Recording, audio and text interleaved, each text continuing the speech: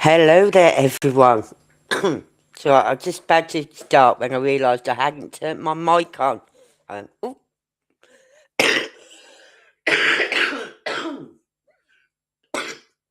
Sorry. Hold on. Hello, everyone. How are you all doing today? I've had a pretty quiet day. I don't know about you. Well, I say quiet. Had my daughter pop in. Then I had my daughter-in-law pop in with my granddaughter. But otherwise, I've had a quiet day. And my roses are coming out. But the rose heads are very small. They're not like, when you see a rose, you see the big full rose. They're not like that. So I don't know what type of rose it is, so I'm going to have to Google it. Take a photo and Google it. I'm doing good, Michelle. How about you?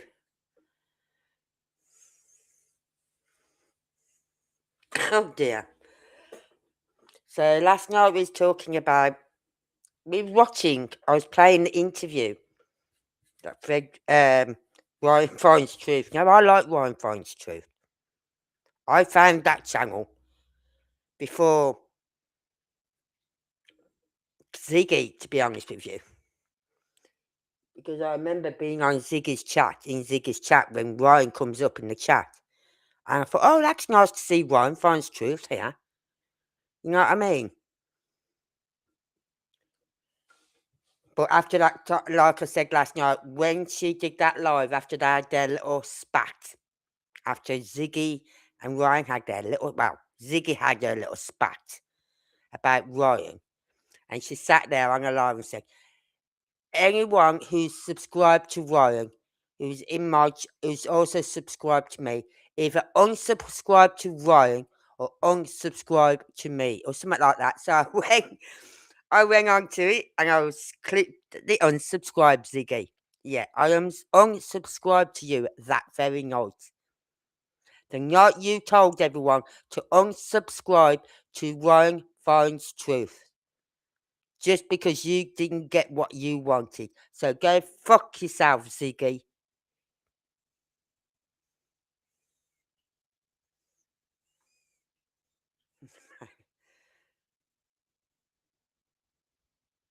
No, but bearing in mind, this corner of my front garden was very overgrown, right? And hadn't been pruned back for God knows how many years. So when I moved in last year, it was round about, I moved in the August, so it was round about this October time.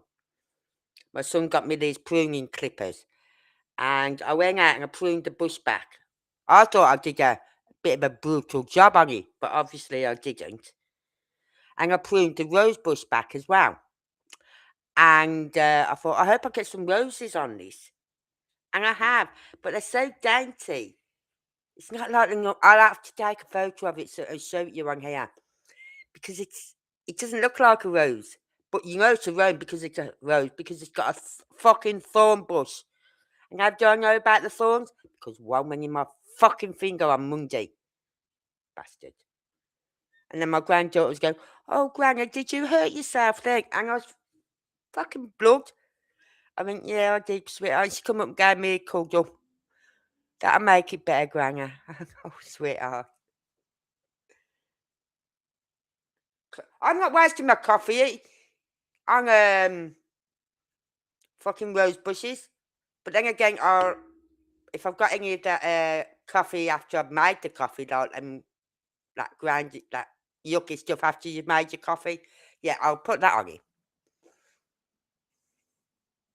So yeah, I know it's a fucking rose bush, and I've been pruning it back every so often. I go out there and look at it, and I see some dead things on it, so I prune that off. And but I've got to prune a bit more off, so I'm waiting for the end of the year now before I prune it off, because I can't get into the middle of my bushes where the manhole is, because the rose bush keeps attacking me. Yeah. So I went out there, My son dug it over for me, this little area around the manhole of that corner bush. I bought some topsoil. Well, my son brought it me, thank you, Simon. And I put it down the other night, and then I put all my sunflowers. Now, I haven't got these tall sunflowers. I've got these smaller, like bushier sunflower, and it comes out with a big head on it. Well, I've got 6 of them in there, and 3 of these other plants in there, but I can't remember the name of them. But I'm gonna get some grasses, like I want a black grass. I want some light grasses, greeny grasses, and things like that. Anything with movement, I want to see out there. Use grounds. Oh, I can do that. Yeah, but I'll wait till the end of the season now, Michelle, for that. But fuck it, dang off out with that. And it was actually sticking in my finger, sticking out my finger. I had to, pull it out, and I thought, ouch, that hurt. But my little granddaughter come and gave me a cuddle, and then as she's helped me with the soil that we overturned and all that lot, the grass lumps and everything, she said, "Here's another cuddle for your grandma." Oh, what do you want? That's what I get when Olivia's being nice to me and giving me cuddles and lovies. It isn't very often. But lately, the past few weeks, well, past couple of months, she's been really. Since Angela moved out, the first month she's a bit iffy with me. But since then, since I'd say Angie moved out when? May? Yeah, May. So since the beginning of June, she's been really nice and loving to me. I'm thinking, what do you want? And then she's come over today and she's got the mum and dad have gave her a phone, but you can't get on the internet with it. Well, yeah, you can, but it's only for her YouTube kids. Sorry, you can get on the internet, but it's only for her YouTube kids. That's it. Right? She can't get anything else on it. She can't make phone calls. She can't message people. Can't talk to people. And she showed it me, and I was like, Olivia, she just rang. I said, you're fucking 5 years old. What the fuck do you want a phone for? I said, I was playing with my dolls when I was 5 years old. For fuck's sake, 5 years old. And then her mum said, well, it gives me a bit of peace and quiet to get the housework done. No! Give her a slap and tell her to shut her mouth up and behave, and then get your house done. Oh, my Lord. Just imagine my mum.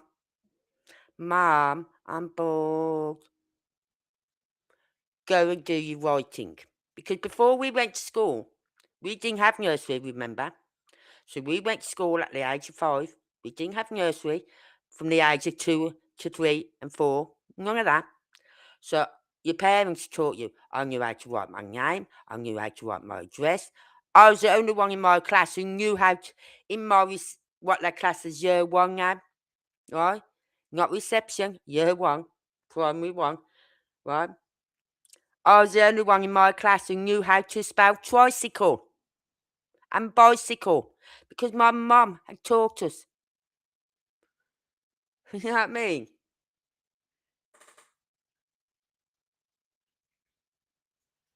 Okay. I'll have a look at that later, Michelle. Because I've got to go to the garden centre. I want to get that grass stuff you mentioned as well. And my son said, you'll probably get that from a garden centre, Mum. I went, okay. Looks like you're going to take me for a trip to a garden centre.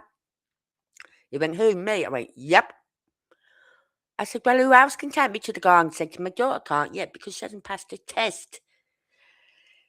But when she does, we'll be at the garden centres weekend, every week. When she's got days off and things like that, we'll be going out.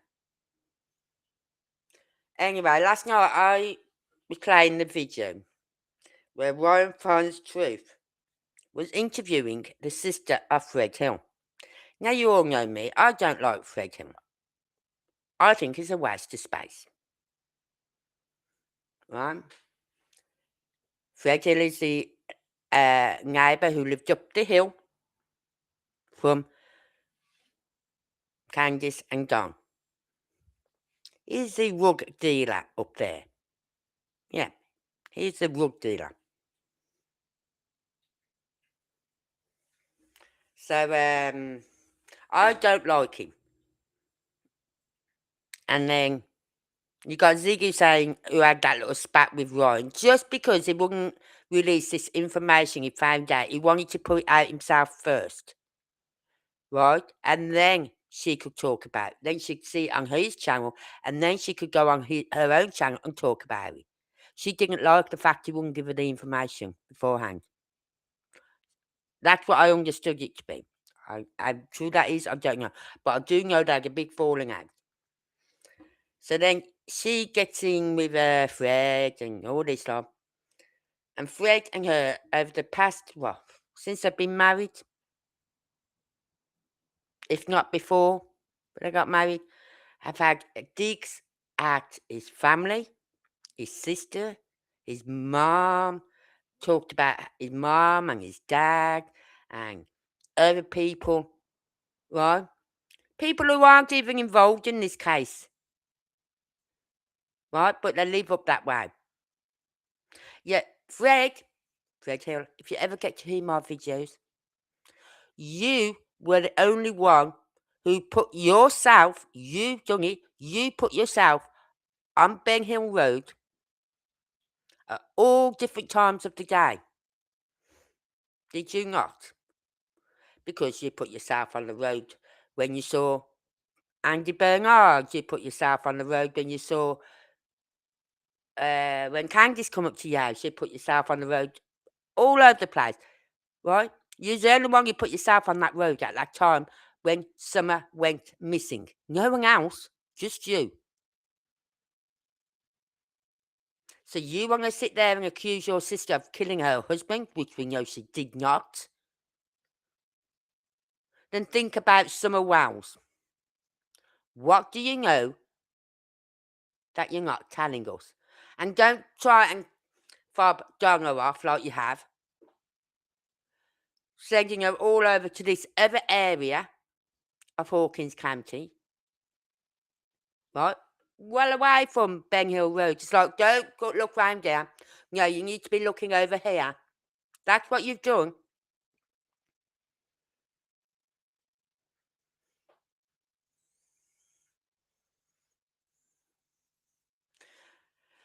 Yeah, I've spent more on Sebastian than I have Summer Wells. But you see, I know a lot because I used to watch other YouTubers before I started my own channel about Summer Wells. And it was Summer Wells' case that got me to think, you know what, I'm going to get myself a laptop and I'm going to start my own channel up. Yeah? So it's Summer Wells that got me going. But I've never really covered her. I've done a odd live here and there on it and that. Right, but I thought, no, there's so much in this case, and I'm fed up of all the BS that is going around in this case. Fed up of it. Because none of it is helping find Summer Wells. None of it.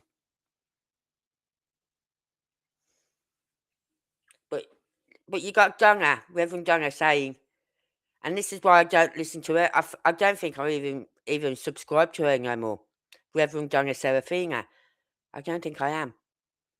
She said on a live, the last time I watched a live of hers with Sweetie Pilo, and Fred and Ziggy was on it, right? And saying how you need to be looking over this area and all this lot. And I had my maps up while I was watching that video. I'm going, that's well away from Ben Hill Road. Why would she be over there? Right? So, you see, then turned around and said, Fred Hill is the guy. He's the one who's going to crack this case wide open. He knows everything. I went, he hasn't even been fucking cleared.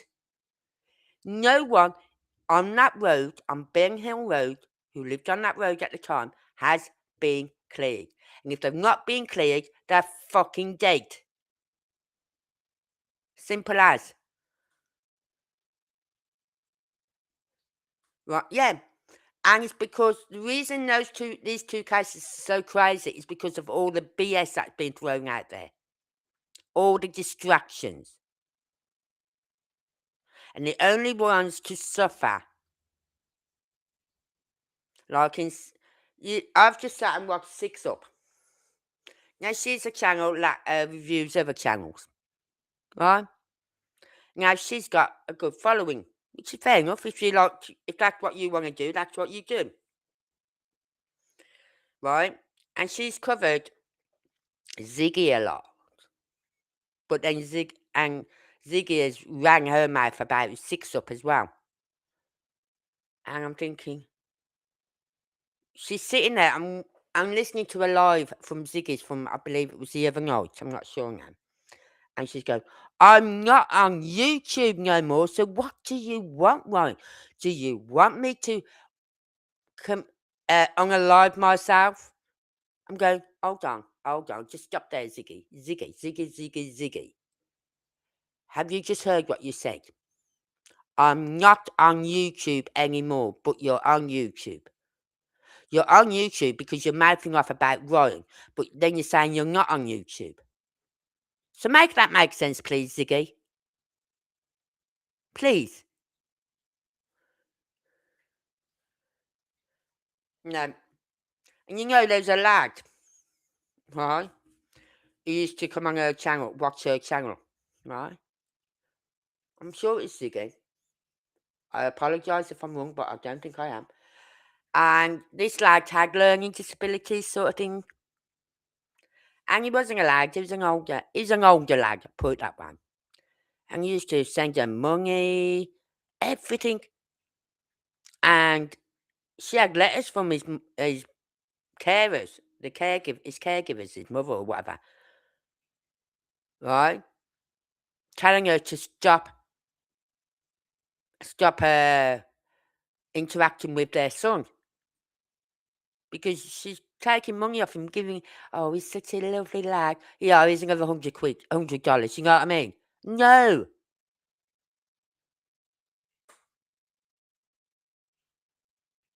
So,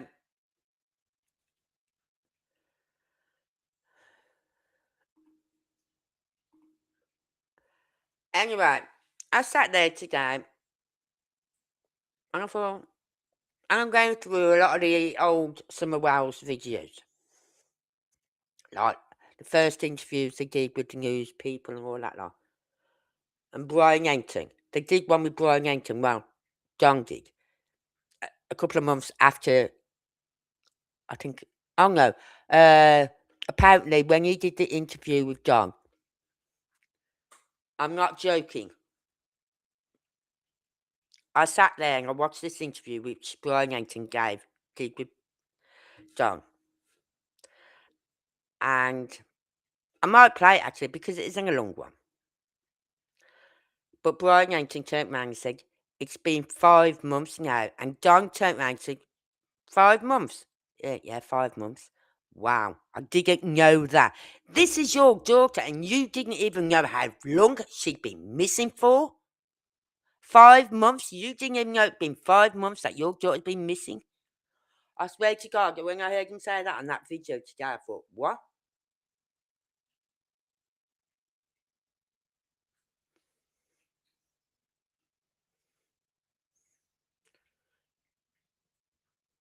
What do you mean? Sarah Farina got busted? What for? But no, I'm not subscribed to her channel anymore no more. Because of what she said, you need to trust Fred. He's the one who's going to crack this case open or something like that. I mean, he's still not being cleared from that fucking case. And I'm not putting my trust in a convicted criminal. Sorry, no, not happening.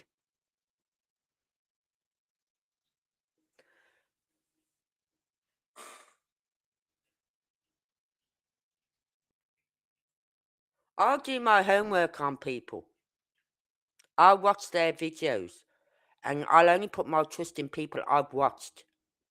And not only just for a couple of months, maybe a year before I put my full trust in someone, another YouTuber.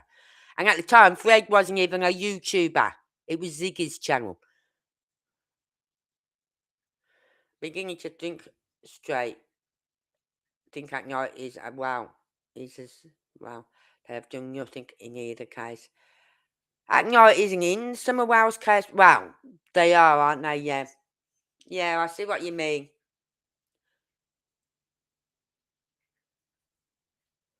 Everything's gone quiet on the Sebastian Rogers case.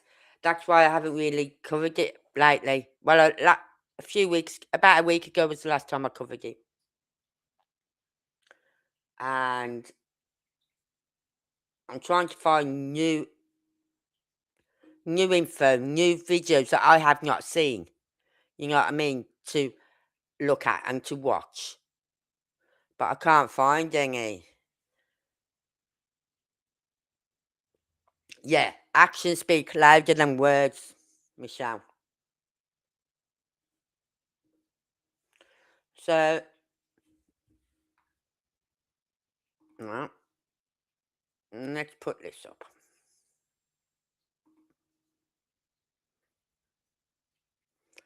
When it goes up for me.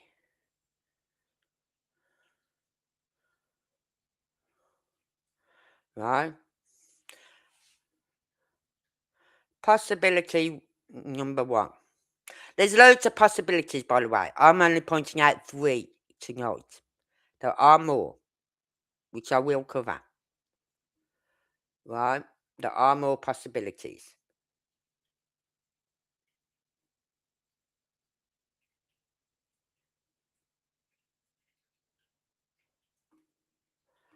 Oh, come on.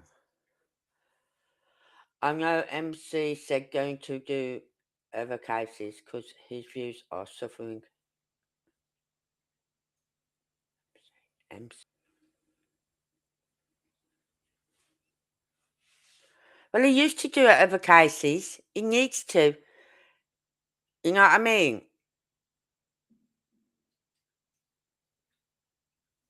Yeah, exactly. I'll still do updates on the case of Sebastian Rogers. It'll still be my number one case.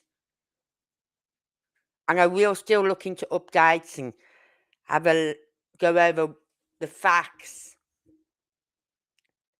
and things like that again. So that's it, Mob Crew. I'm thinking then MC. I think. Then I realised what you meant by MC. But anyway,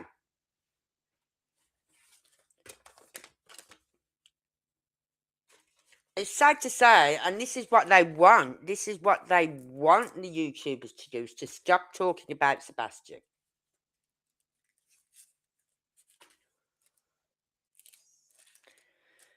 But I'll not stop talking about Sebastian. I'll still cover it every now and again. But this case, I didn't really cover this case of Summer Wales. I watched other YouTubers. Because I remember it coming on our news in the UK once, when she first went missing. And then when I was sitting in my flat in Dundee, and I was watching YouTube, and this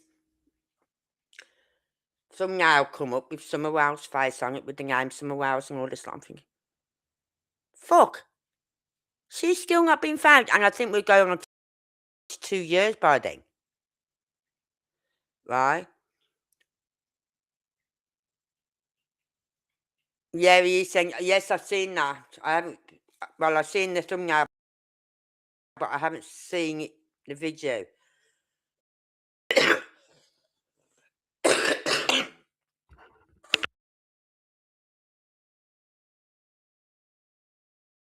Sorry about that.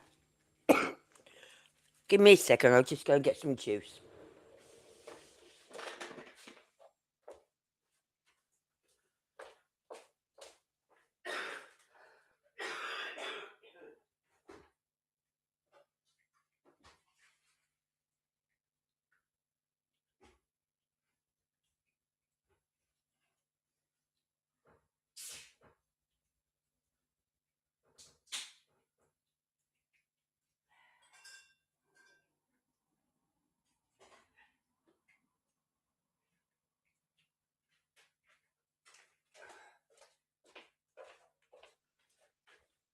Oh, sorry about that. Just when I got myself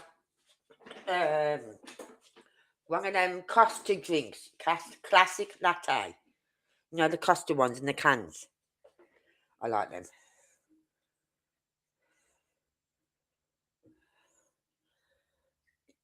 Yeah, I don't think either of them are going to have a happy ending. I don't either.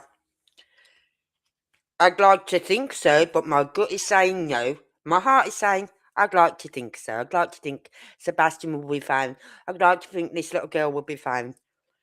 But fuck, it's been 5 years now for her. 5 years now. And there's no new information because apparently TBI or someone or FBI put out a statement the other day on the 5th anniversary. But if they said they're still working on the case and all this like blah blah blah. As someone said, if there's any new information, they just said we've got new information we are looking into, and we're following up all the new leads. They didn't say that. So they've got no new information. Yeah, they went to Fan Hill Road, right? Now, I think it was Ryan Finds Truth, did an interview with the son whose father's house it was they went to. Because they even went to his property as well. Did an interview with him. And yeah, okay, someone could have probably got onto their land without being seen. Yeah? Fake the pigs without being seen.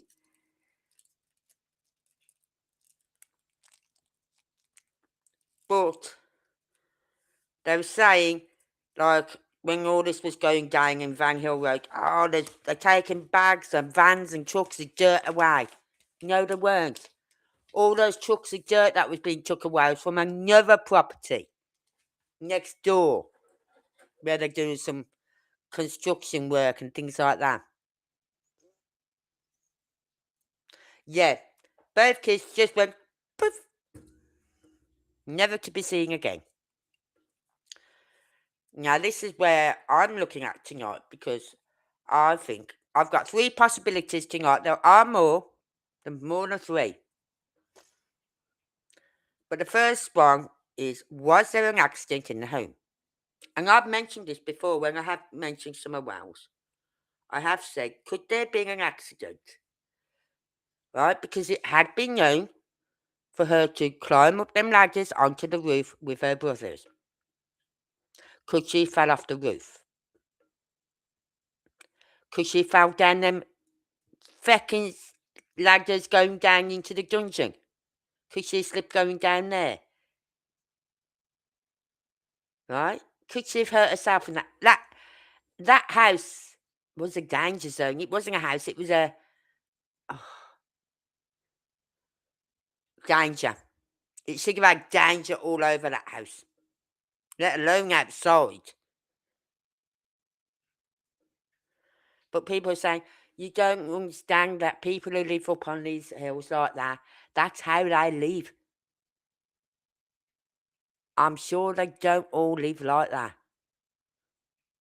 You know what I mean? I'm sure they don't all climb down ladders to go into like a bunker for their bedroom. So was there an accident in the home? Now,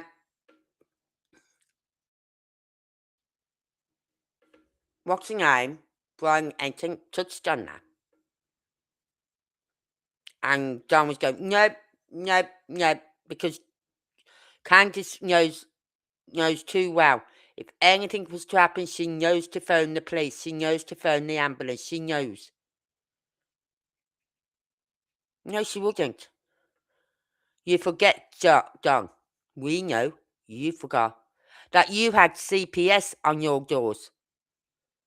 There'd been was it the day before she went missing or couple of days before she went missing? But been to your home. Those due to come the day after the 16th. Those due to come to yours on the 16th. Did that threaten to take Summer Wells away from you? Aye? Exactly, accidental, intentional. And it's like I heard someone say, could the brothers have hurt her? Oh, yeah, why not just throw the brothers in on it now then? Throw them under the bus,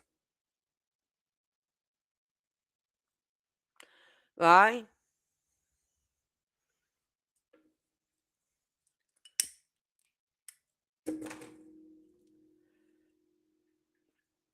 So I'm going to pull up the map for Ben Hill Road, okay?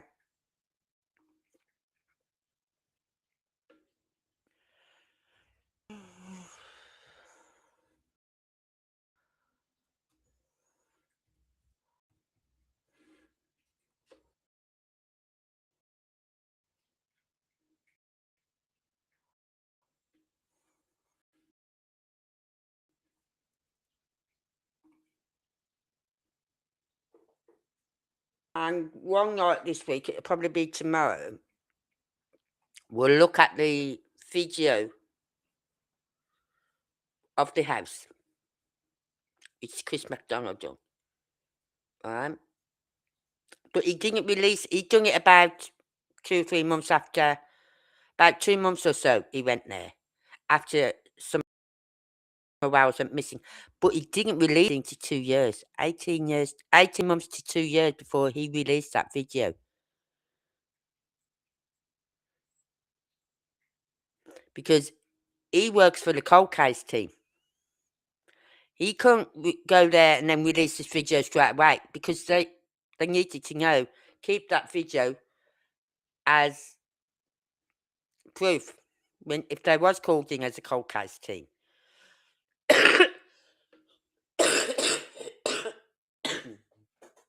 But they were never called in. So about 2 years after she went, because it was, when I started watching it, so it's about 18 months to 2 years that he released that video of the interview he did with Candice. One in 2 parts. One was at the watering hole, and the second part, he was supposed to meet Don as well at that house, but when he gets there, Don isn't there. You think someone was left in the car too long, and here we are. Yeah? Yeah?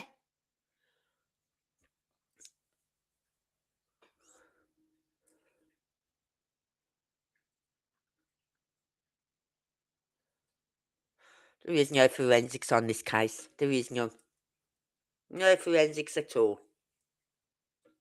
Because like Sebastian, they didn't go in and forensic to looming on or all that lot. For heck's sake, they were still living in the house.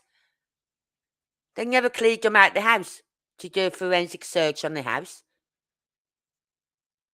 God, if they'd have gone in there to do a forensic search, they'd have been there fucking weeks going through that lot.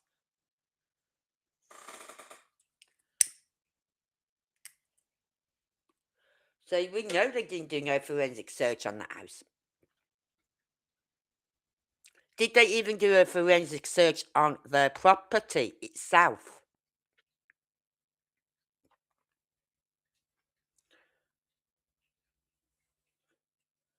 So there is no DNA on this case. There's no DNA from Sebastian's. Without a forensic search, there is no DNA. So if we cover a case and there's no forensics done, then there's no DNA.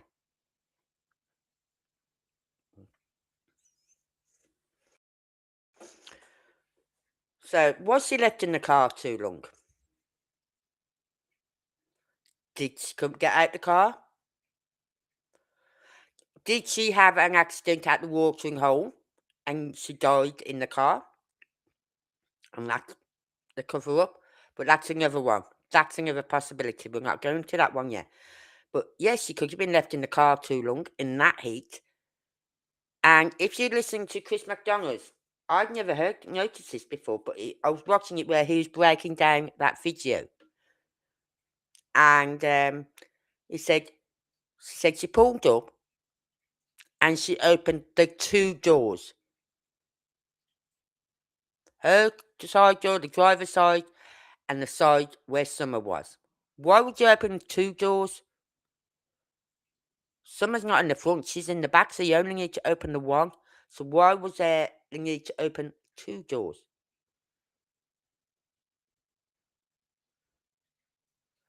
Yeah, they live simple but run down lifestyle.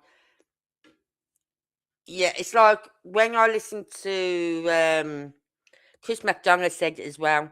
He said the house was in the stage of renovation. They was working on it slowly, but since Summer went missing, the work got done pretty darn quick. There's a proper staircase put in. There's a bathroom door put on, and things like that.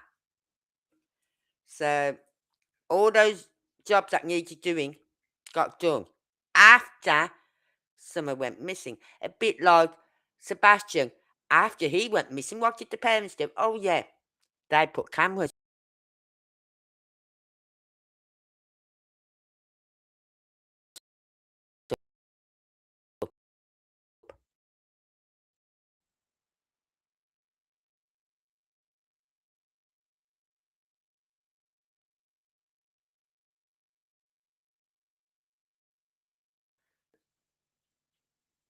Was John a functioning rug user?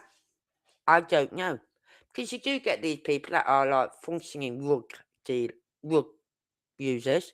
They use the rugs, but they still manage to go day by day, go to work without any problem. And that's what they call a functioning rug user. Oh, CPS would have said something about the house, yeah, but that house hadn't been done. Nothing had been done on the house. It was only after someone went missing. And after the kids got took off them, the other 3 lads got took off them, did they fix that house up?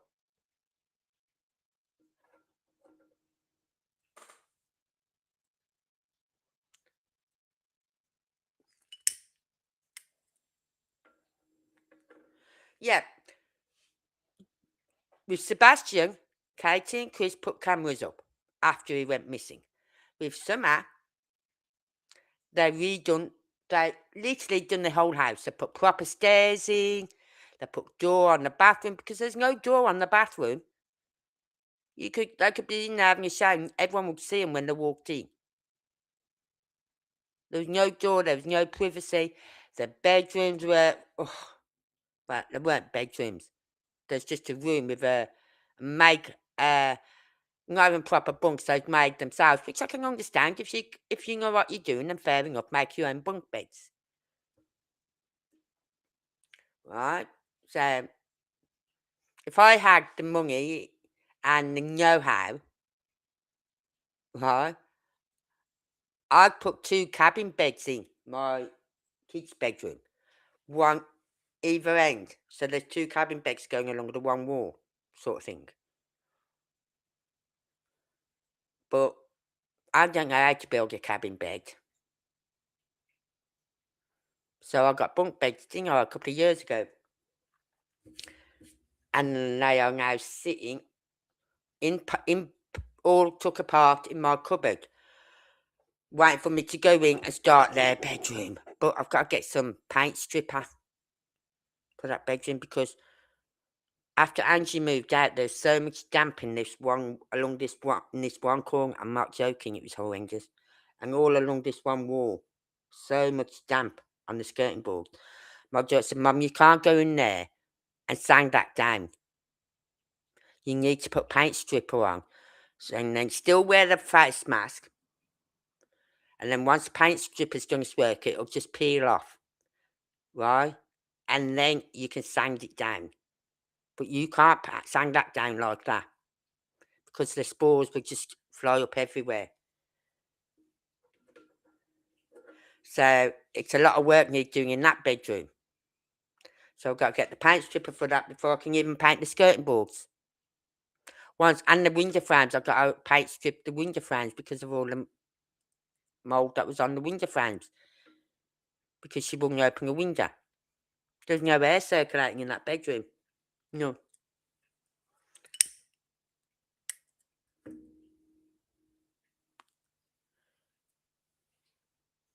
So anyway, so that's got to get done. I'm going to do that this month, get the paint stripper. So I can put that on, get the masks, put the paint stripper on. So I can strip all those skirting boards, all the window frames. But the one window, I need new windows in there. I need new windows. I'm going to have to tell Tam, because the people who lived here before had nails in the frame to keep the window shut. The one window opened, but the other one doesn't. And my son had to take the nails out of the woodwork, but all the woodwork got damaged with the nails. And the lock on it, the latch, is broken. So I don't really want to open that window, because I don't know if it's going to ever shut again. So I need to know. Right? But that's a possibility one. Was there an accident in the home? It's a big possibility. And with, as I said, with social services on their door, on their heels, they're not going to report an accident. They know they're going to lose their kids otherwise, definitely. They're going to lose their kids. Especially if she was up on that roof.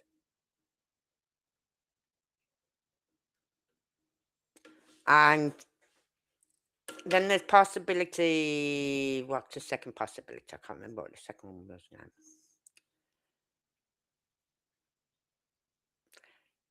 Did Summer wander off on her own from the property? Now, it said she never went off that property. John said that she never went off that property. She always stayed on the property. She knew not to go off the property. However, when you listen to that interview that Ryan Finds Truth did with the sister, right, it came out that a while before Summer went missing, I don't know how long now, that Fred was going along with someone else in a car or a van, right? And he went, stop the car, reverse. So, said what for? Said, just reverse. So he gets out the van, he goes and gets this kid's bicycle, which was just at the bottom of their driveway, right? Which led on to Ben Hill Road then. And the sister said, what are you doing? What you want a child's pedal bike for?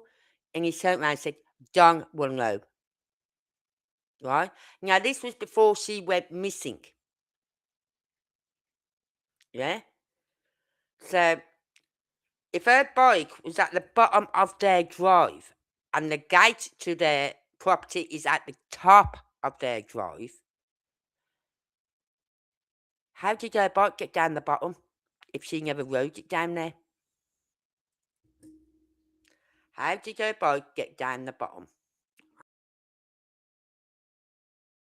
Hold on. I'm just putting up my Google. Still hasn't opened. I have to stay. Otherwise it just won't open.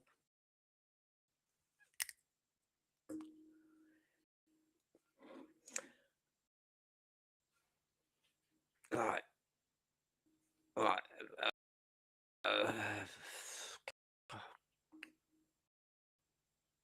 Get off.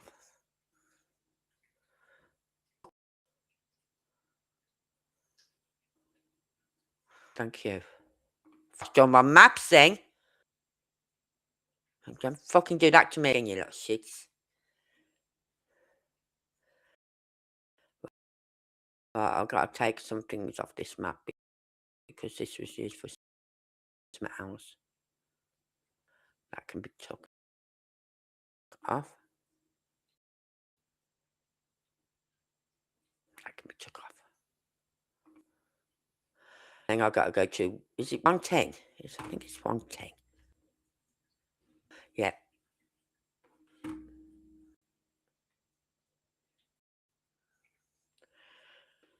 And I'll try and where about this Bible was and where the chain is. It isn't a gate, it's a chain to their property. Such a shame.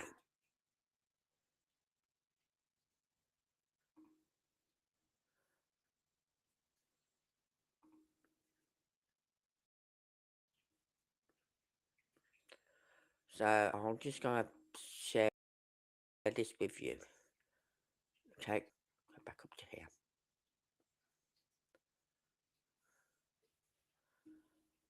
And I'm going to share the maps with you.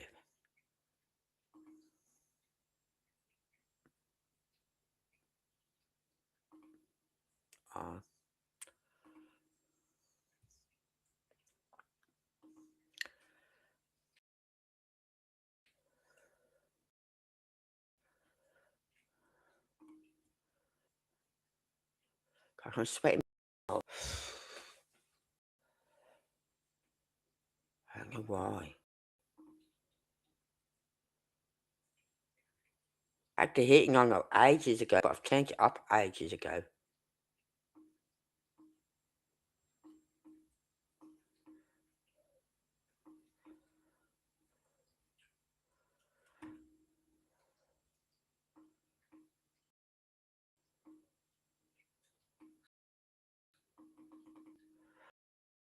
Oh, come on. My chat won't move down.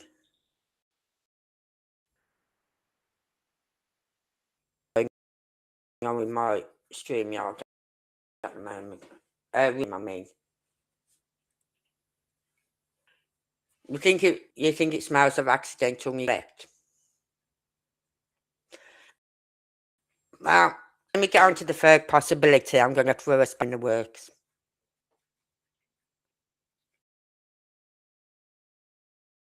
I'm going to throw a spanner in the works on the possibility.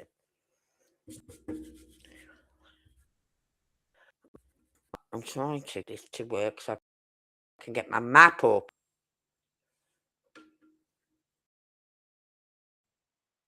It won't let me. How good did you miss my lines?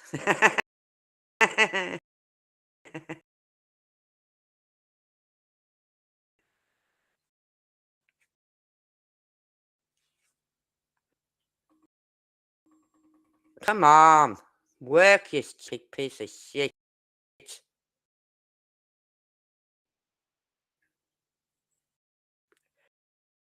Thank you.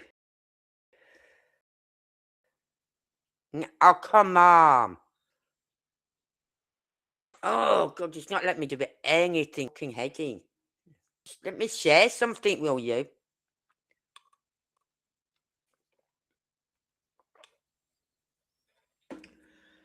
It's not letting me share. Well, I'm clicking on stuff to open it up, and it won't open up because it's a piece of shit.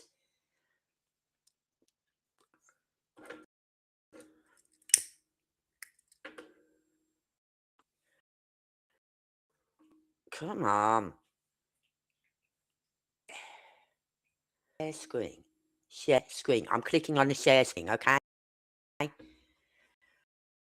You fucking show me, you piece of shit.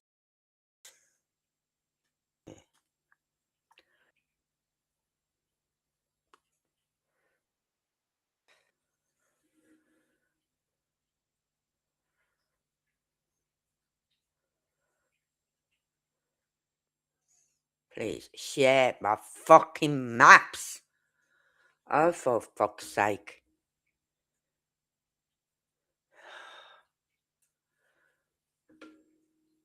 When it decides to open up.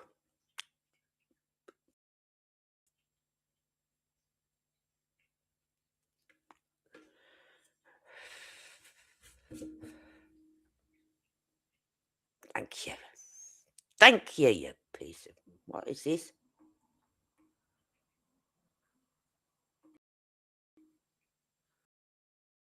I don't know what this is.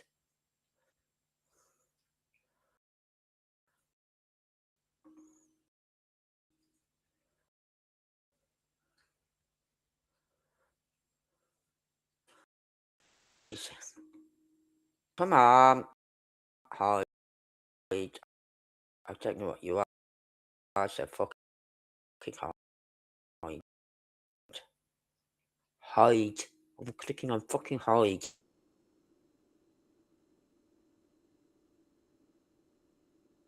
Fucking works. Can someone please? Because this doesn't fucking work.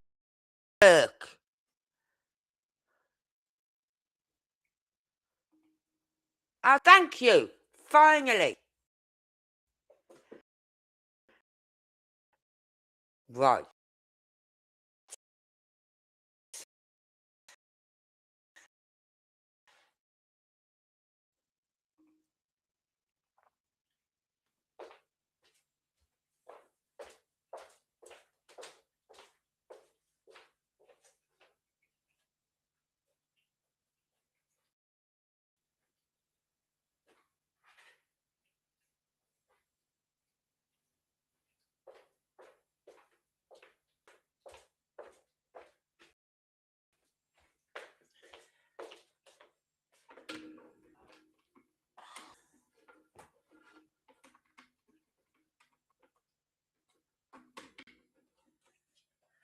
Let's just plug this in.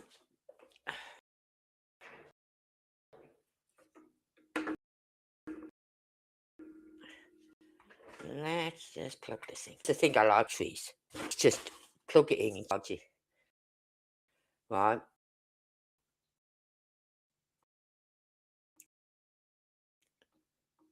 So there's Ben Hill Road.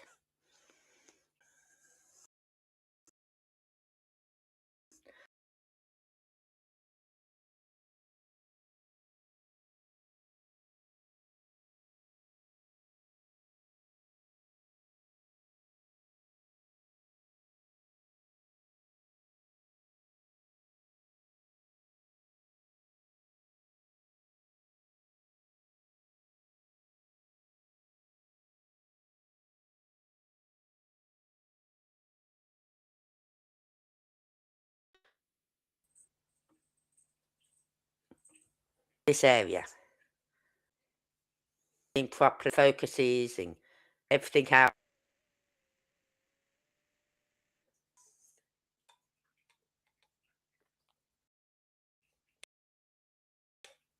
Oh, God, it's not good.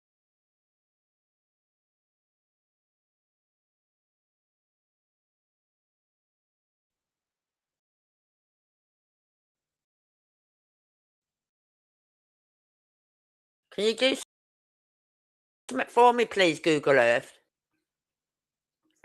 Thank you, then we'll zoom out.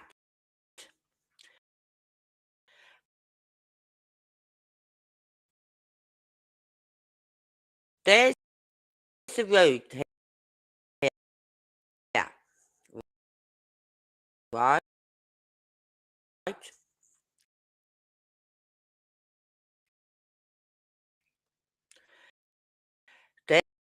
There's their driveway here. And it goes quite a long driveway.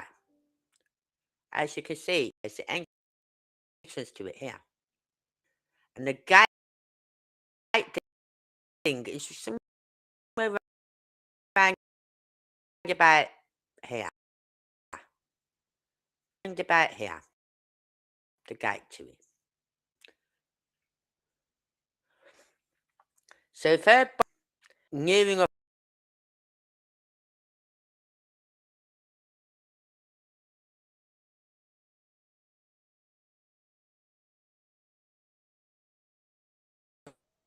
up there, and now here,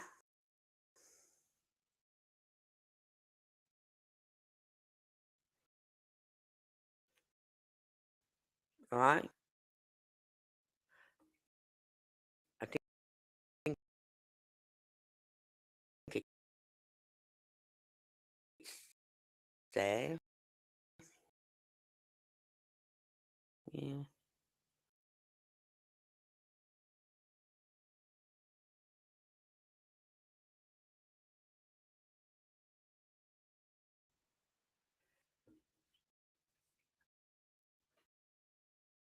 So you're telling me the kids never went down there?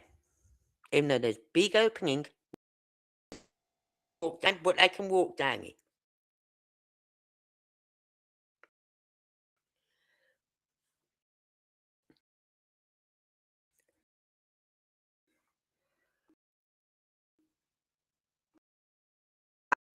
And I know it's steep because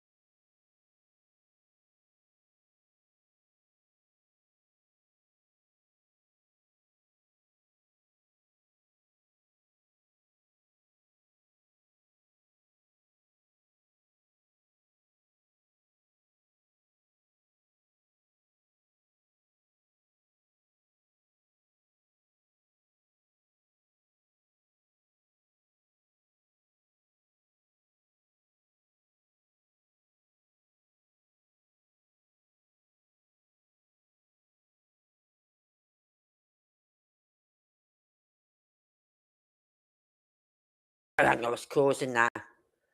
Maybe Restream is pissing me off tonight.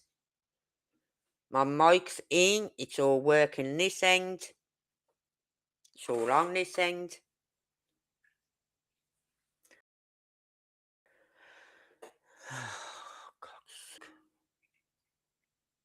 It's fucking me about StreamYard. A Restream. What are you putting up now? What are you putting up on my screen now?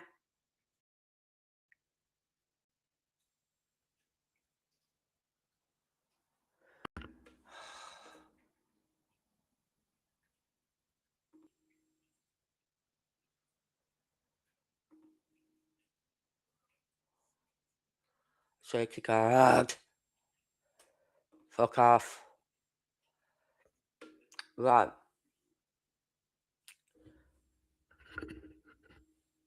Hopefully I don't have that cutting in and out no more. Because Google Earth was playing up. It's going mental on me. But anyway, it's quite a long drive.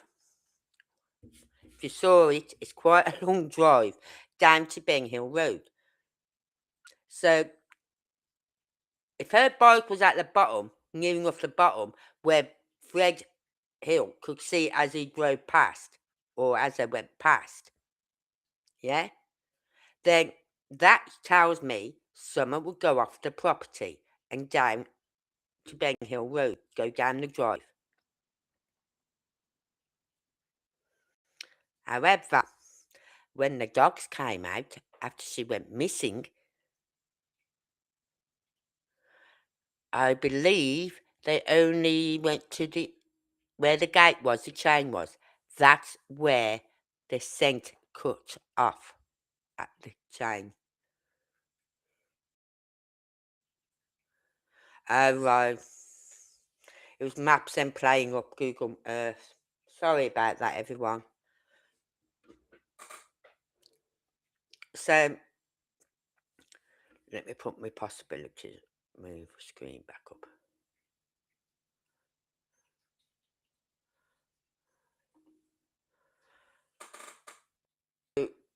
Did she wander off the property on her own? She could have gone down to that other shed where I said there's a big opening where they can walk down to that shed, and there's a little creek, and you go over the little creek, and the shed is there. Right, she could have gone down there. They could have been playing hide and seek and all that lot. Her and her brothers. And then we've got this one. Did someone close to her take her from the property? Now, the reason I said this is going to throw a spanner in the works is I've always said no. No. No one would have could have got up on that property without being seen or heard. And don't forget the dogs that were all on that property, like 13 of them plus. They'd all gone on holiday that day. There's no dogs on the property that day. They'd all gone. They'd all packed their bags and gone on holiday. But they was all there on the night time. Yep, they was all back there on the night time. So they didn't go away for the whole day. They only went away for a few hours. Anyway. Now, she says, Candice says, the hover mum, helicopter mum, I don't believe that for 1 minute. Because where the grandmother lived and where their house is, it's the distance from my living room window to my end of my garden. Right? Now, if I lived on a property like that, right? Or my daughter lived on a property like that, and I had a little bungalow thing there. Yeah? I know for a fact I wouldn't have to worry about my daughter going from my house back, my granddaughter going from my house back to the mum's. Because it's not a main road, there's no cars coming and going, it's on their own property, right? She'd go out there and play all day long. So why did the mum feel she had to walk her across to the house? That does not make sense to me.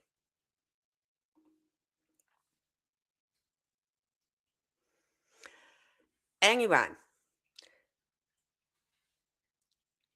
where the dog trail is, there was a video done with Don. Don was talking with someone else, and they're doing a video, and they took the walk down that dog trail to the main road.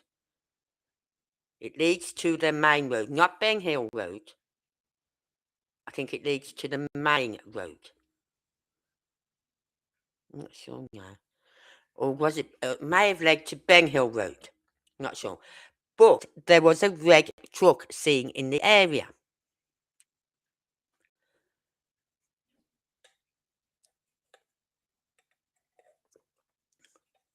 So Candice says that the lads told her she went down to the basement. Now, come on. If you've watched any of the interviews, they've always said she loved being outside. She loved playing on her swing. She loved chasing her brothers around the property and all that lot while they was on their moped, their little mopeds. She'd chase after them. She loved being outside. Now, if you watch that video of Chris McDonough, it's a home. Her bedroom, her and her little brother's bedroom, who was 9 at the time when she went missing, the youngest lad was, their bedroom, you can't call it a bedroom. It was how.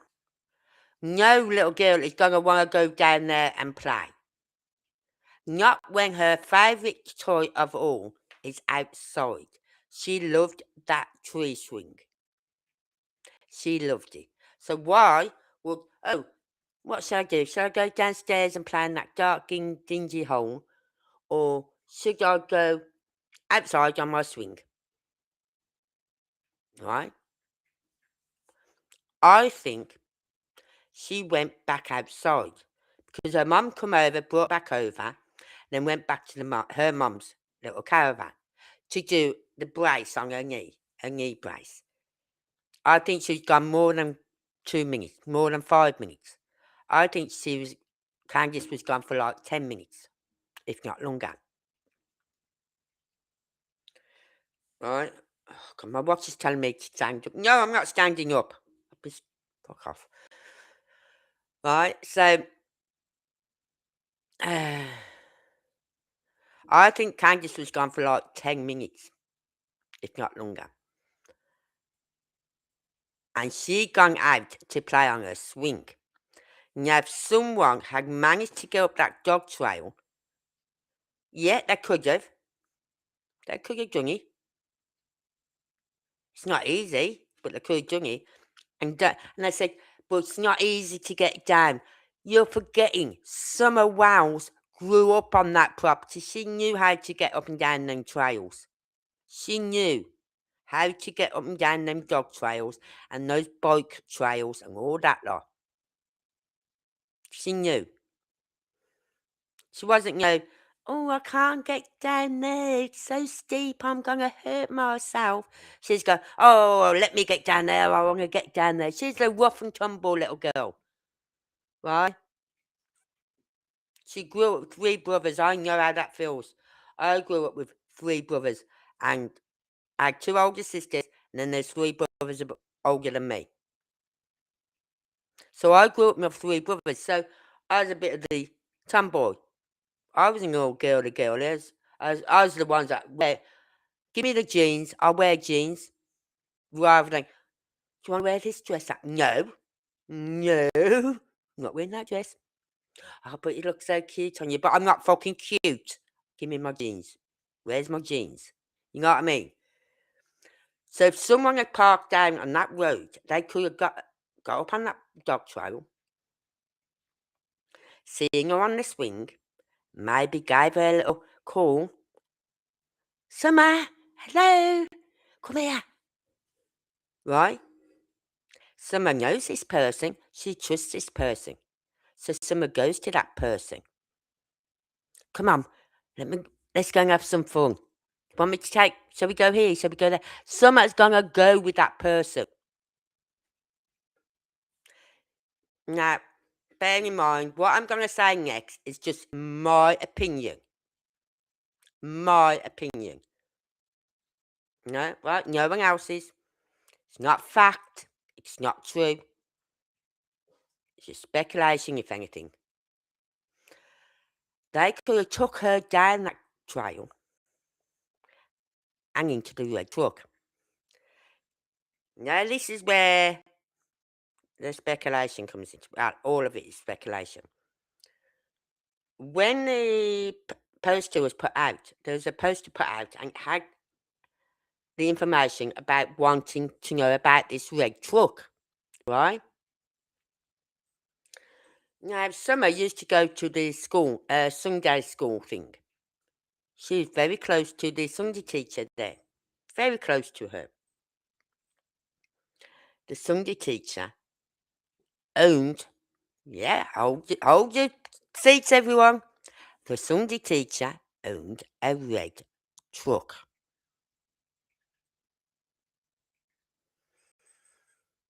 So, did she think, after what happened with her hair, like people say, why did she have her hair cut so short? I think it was a punishment from Don, by Don. I think Don punished Summer and Candice. For whatever reason, I don't know. But I think it was a punishment. And he shaved her hair off. Yeah, she probably had lice. Wouldn't surprise me. But you don't have to shave a kid's hair off just because they've got lice. You buy the stuff. You buy the nip combs. You buy all the shampoos. I'll tell you an even cheaper version, which I used on my kids' hair. A teacher told me about it. A classroom assistant, I should say. They said, when you wash your kid's hair, wash it, right, with shampoo. Then, once you've rinsed all the shampoo off, get some white vinegar put a little bit in your hand and massage it into the scalp. And then you will see if there's anything in that child's hair, it's going to come to the top. Because breathe, the little neat, they can't breathe. So they come to the top of their hair. So you don't even need a comb then. You can literally just pick them out because they are gasping for air.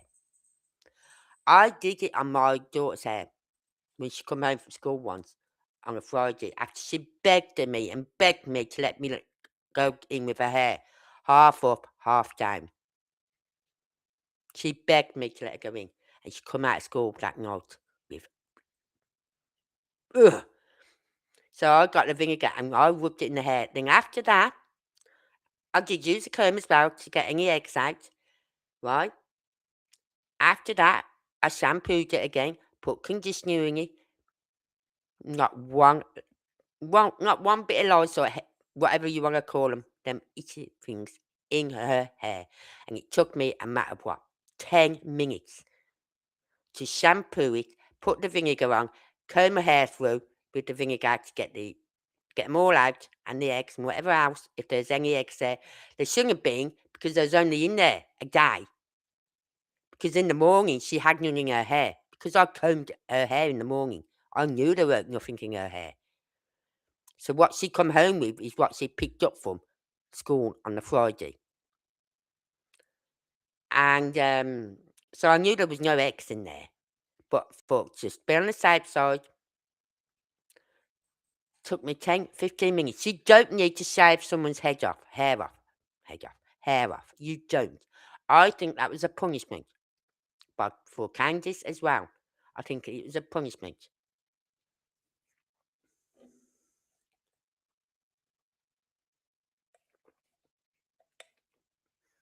So could someone who knew her go up that dog trail? There is a video out there, I'll try and find it, of John taking them down the dog trail. Right? It can be done. Yeah, now they're taking an opportunity on was they there? They may not have been home. So the possibility of them being there would be very high. So if anyone did go up there, someone close to her, who she knew, who she trusted, went up on that property just to the edge line, seeing her playing on her swing, gave her a call. Come here, sweet. Come here. Summer, come here. Right? And away they go. For all we know, she could be in a nice family somewhere. Let's hope so. Let's hope so. But I think with all the publicity about this case over the 5 years, I think someone will recognise this little girl by now. And this is the latest watching name photo the FBI have done for Summer Wells. This is the latest one. This is how she would look at the age of 10.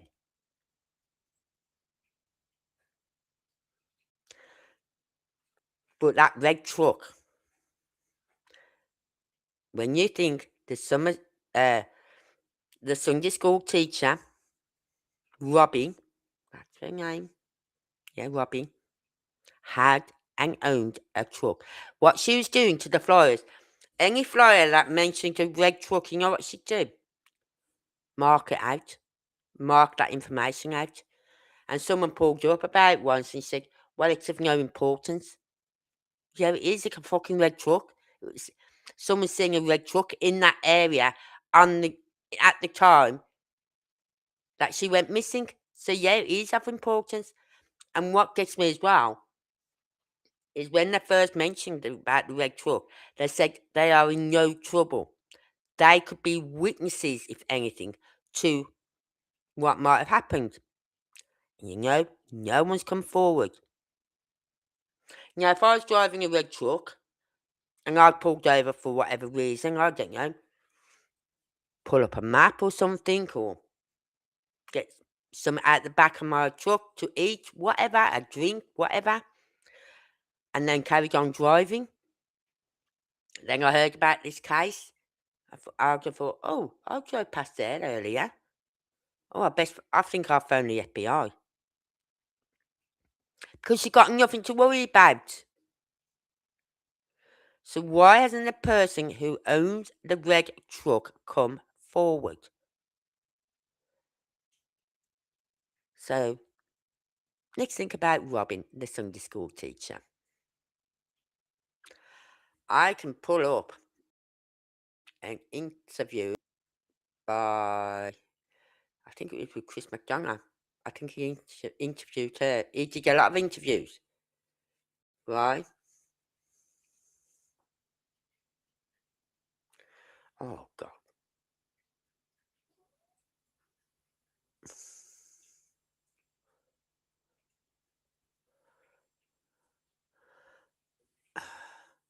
He did a lot of interviews, and he did, when YouTube opens up for me, I'll pull it up.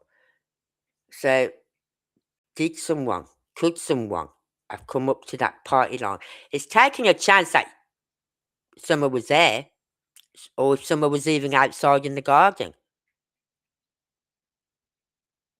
right? Yes, they knew a little girl lived up there, but they wouldn't know if she was there or not that afternoon. It's a chance they took that she was there. So, and because of that red truck being in the area and Robin, this Sunday school teacher, used to own a red truck.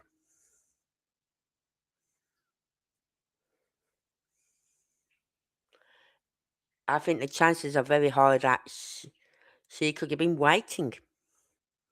But then again, they'd have drove past that red truck when they come home. So perhaps she did go up there on the chance, whoever it was who owned that red truck, did just go up there on the chance that they might see something. Because there's no way they could see into the cellar from the outside, because it's got that mirrored glass on the door. You can see out, but no one can see in. But if she was out on her swing, which I think she could have been, rather than down in that dungy, dark cellar, they're just seeing her playing out there. Because you see the swing from the dog trail.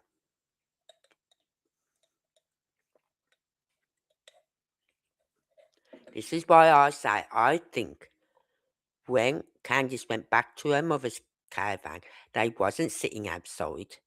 I think they were sitting inside. Because if you think about it, they said those planting flowers, cactuses. There's no urgent worry about planting cactuses. But there's planting cactuses, and then they went into them grandmother's caravan, right, to wash their hands. And then she was giving a sweet by her grandmother, by her gran. And then she said she wanted to go home to her brothers. So Candy said, okay, I'll take you over. So the grandmother was inside the caravan. When they left, the grandmother was inside the caravan, not on the steps. She was inside the caravan. So then Candice has gone back over to her mum's caravan to help with her knee strap, so she says.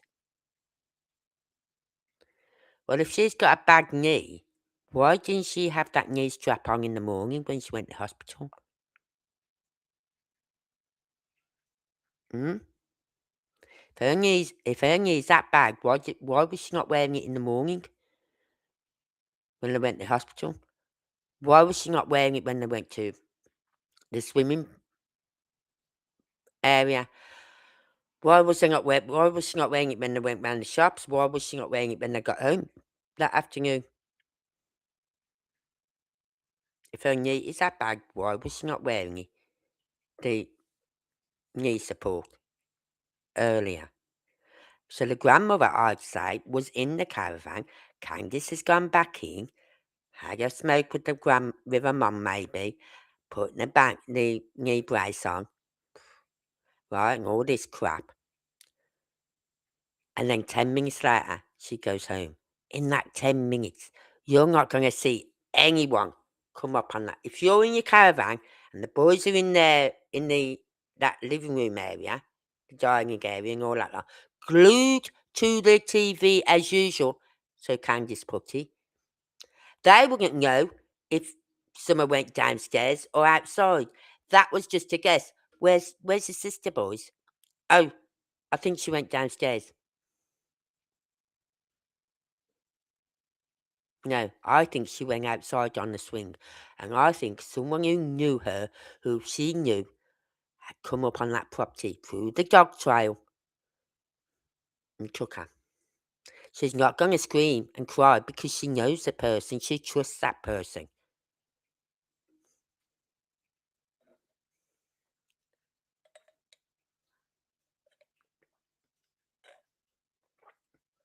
But that's just the third possibility. And I would not, if anyone is out there, I would not cross that off your list because that is a possibility. There is a video out there of John walking. I think Don made it himself. I'm not even sure who made it now. But it's of Don going down the dog trail. Yeah, it's a bit. You can slip if it's wet or whatever. But you forget, Summer grew up on that hill. She'd know how to get up and down that dog trail. No problem. You know, kids, my grandkids, they go down these hills and they're running. I'm going, oh, I can't run like that. Oh, God, no. Where's the rails? I need something to hold on to, you know what I mean? Or where's the trees so I can hold on to the trees as I'm going down? Or I end up on my bum and I go down on my bum. The kids just run down these little steep things. I used to when I was younger because we used to go to the place up in Birmingham called the Lickey Hills. It's now called the Bluebell Woods. Right? And it was just hills. I'm not joking. There's one lad who used to hang around with us, and he had special needs. Right, but he was lovely. Ask him anything about football, he'd give you the answer. Right back to God knows what age, what year. He could give you the answer. Right? He knew everything about football. And he was with us one day and we was going down this one hill. And all we heard was, move out the way. We turned round and this lad had fallen. And he's just literally rolling down this hill. And it's like a cannonball coming at you. So we just literally split. Boom. So we could get past.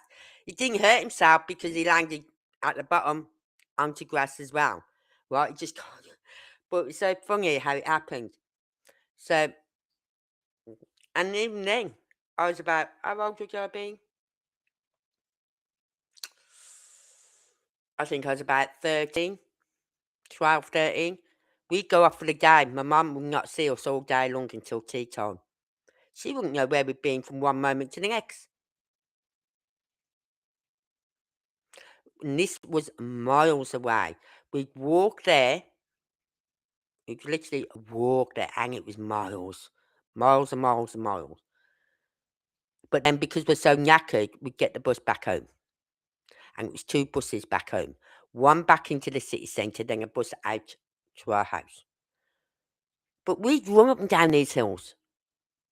We didn't care. And they were fucking steep.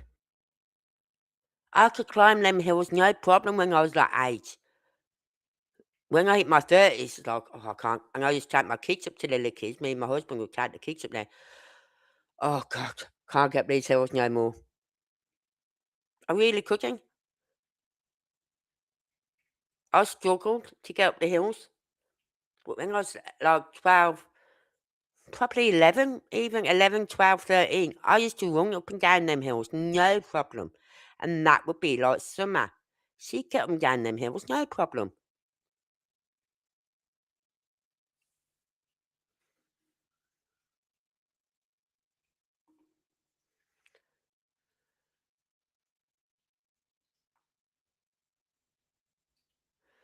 Right,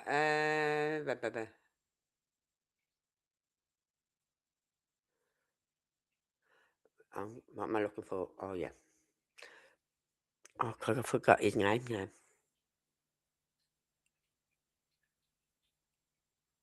Forgot the name of the YouTube I was going to play. Brian Angton.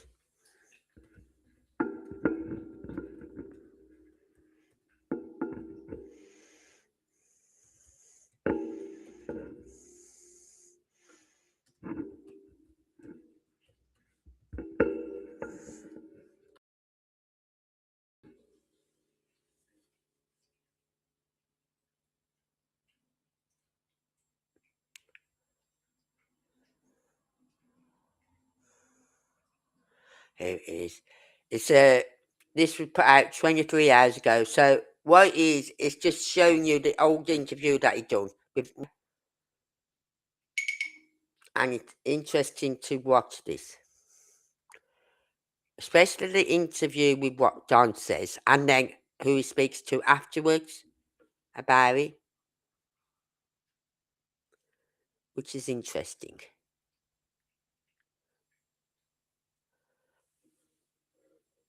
When it opens up, that is.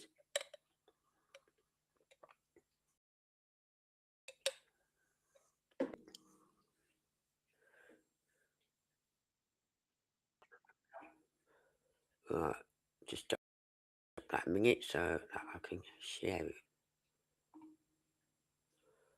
I'll go back to this one.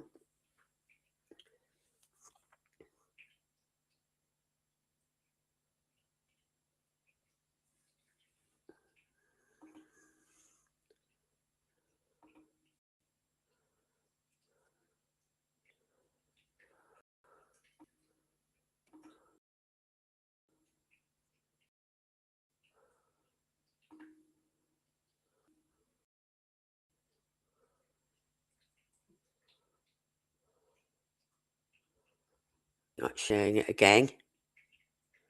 Share my fucking videos.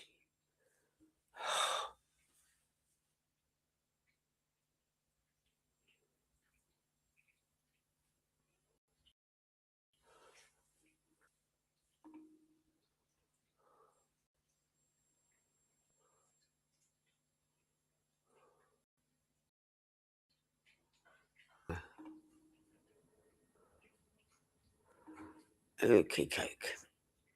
Let's just sort this out.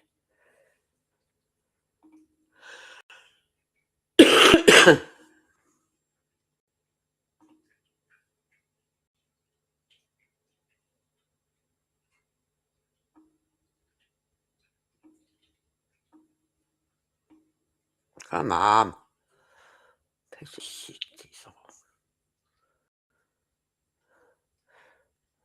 Right. Just go to this now so I can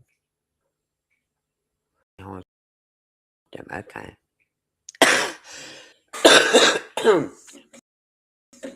Hang on, we're eating loud. I've got one of them irritating. What's the name? On the back of my throat.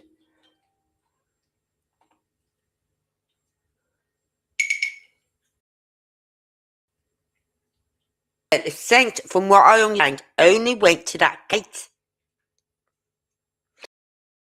But we know there was no car that come up. I hope to God someone would have heard the car come up the drive.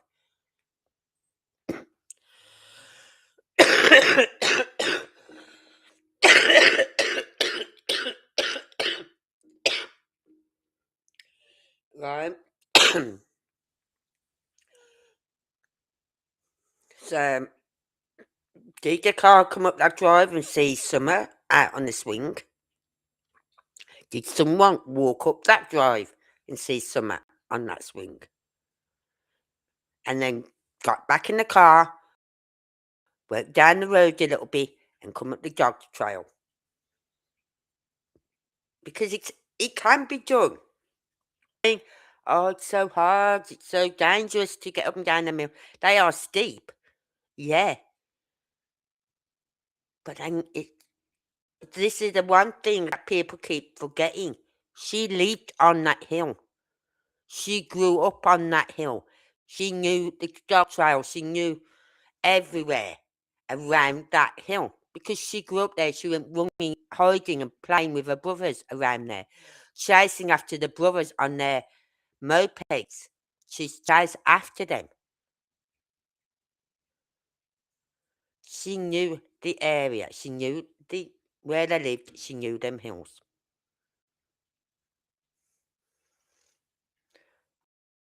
So we're going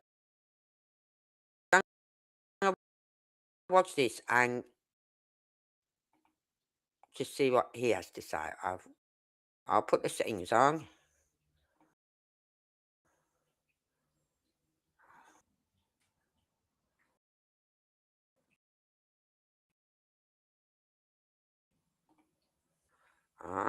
And then I'll just change. I can't change this page. Yeah, I can. When you say.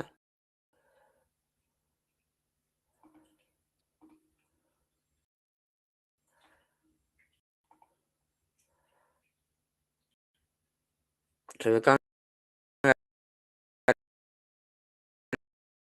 listen to this, okay?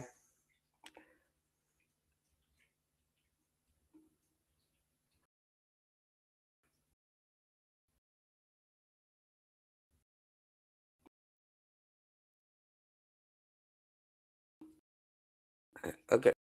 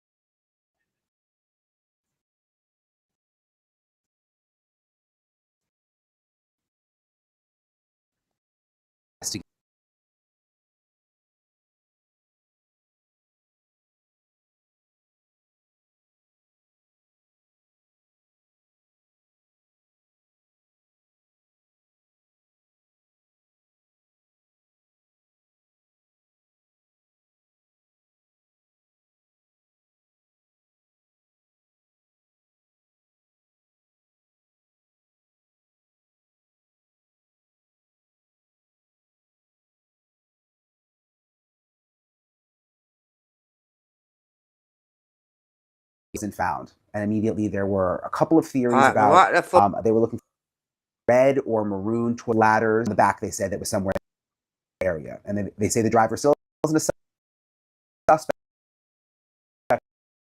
but they wanted to speak to the individual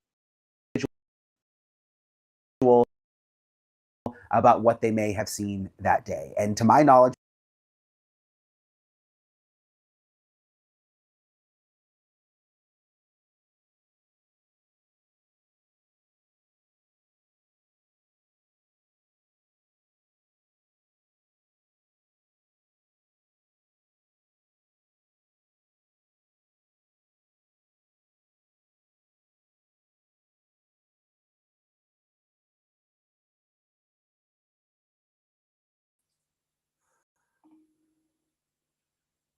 Delete.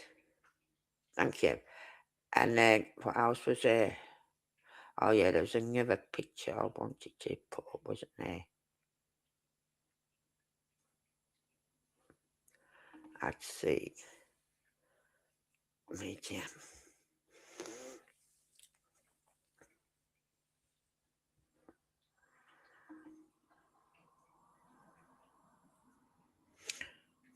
Fuck's sake. It's really out to piss me off. You know what this is?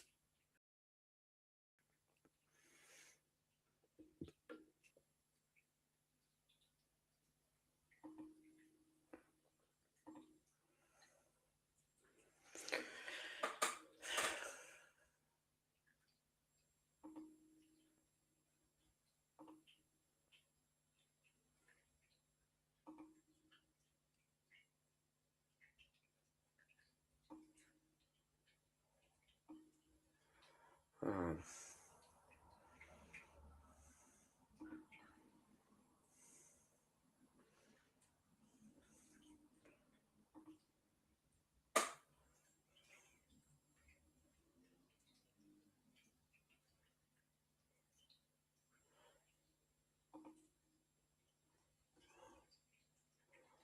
oh no, I don't need to do that, do I? Sorry. I've got. Fuck. I don't know what the fuck I'm doing here at the moment. Sorry, everyone. Go to there.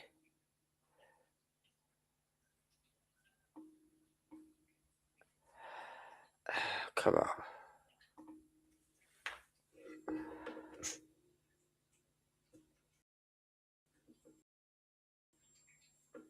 My mind isn't thinking straight at the moment because Restream.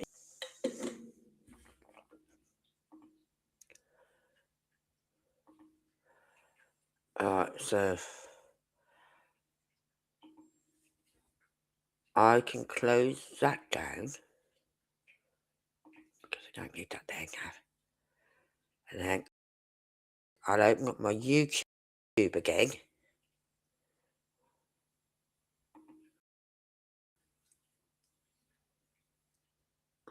Oh, my wrist is hurting now.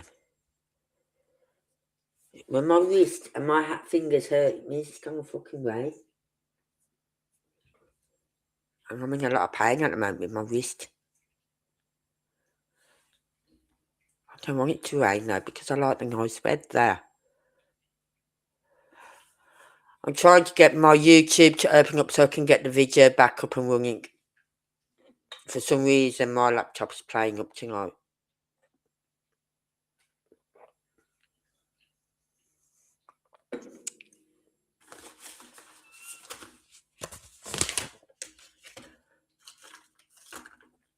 If you haven't watched my video from last night, please go and watch it. It's about the interview with Greg Hill's sister, Karen. And it really got to me at the end. Because after everything he said and done to his sister, right? Everything, how he's accused her of killing her husband and she didn't.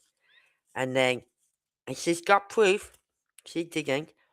And then called her son an RSO, which is not.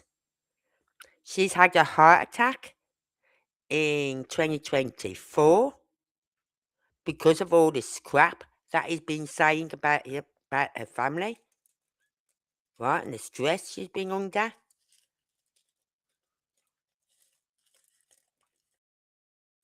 So please, that interview by Ryan Fons, I think was one of the best interviews he's ever done. He's done a lot of interviews with people, right? He does searches, but when he's run out of every opportunity of searching, he then goes and interviews people in the area and gets their story, their views, and all that lot.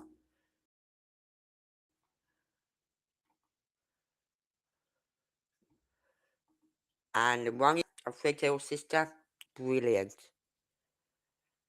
And then you got Ziggy and Fred doing a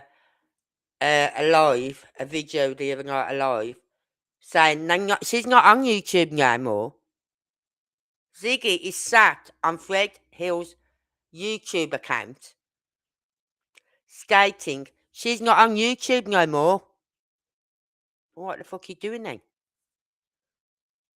What the fuck are you doing, Ziggy? You're on YouTube, but you're telling us you're not on YouTube. She fucking lost it, that girl, I swear to God, she has.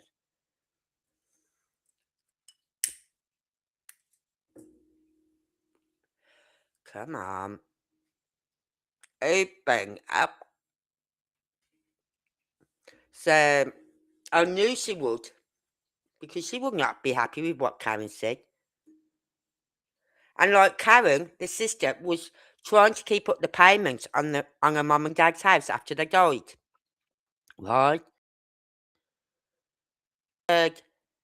Ziggy and Fred say that Fred was the what's his name? Who had the estate, who was in charge of the estate and all that law. Yeah. So she thought, why am I breaking my fucking back to find the money for this house? So she stopped paying it. Right? She stopped paying the money to it.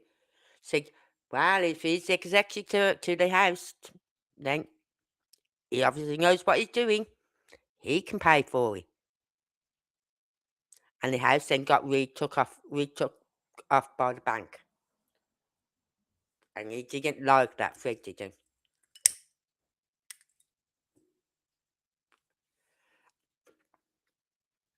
Right, I'm going to put this back on again. Hopefully it'll share.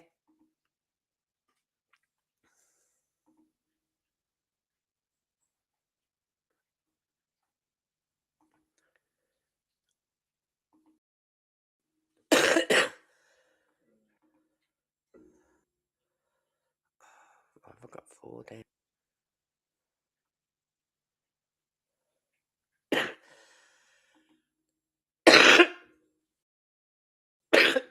Remove source. Yes. What the fuck? Hold on.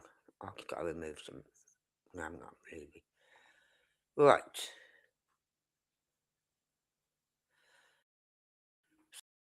So, but he's making out that left up to him and blah blah blah and all this crap. There was no will. She had to give her ID over to a solicitor to prove who she was so she could sort out this, so that they could go to the bank and sort this out about the house. But then when she's paying for it, and then you got that twat face saying it's his house and blah blah blah. He should be paying for it then. I'm sorry. If it's your house, pay for it.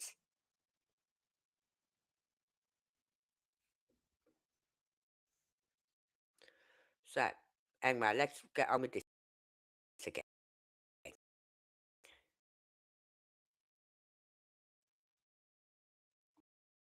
Found her body.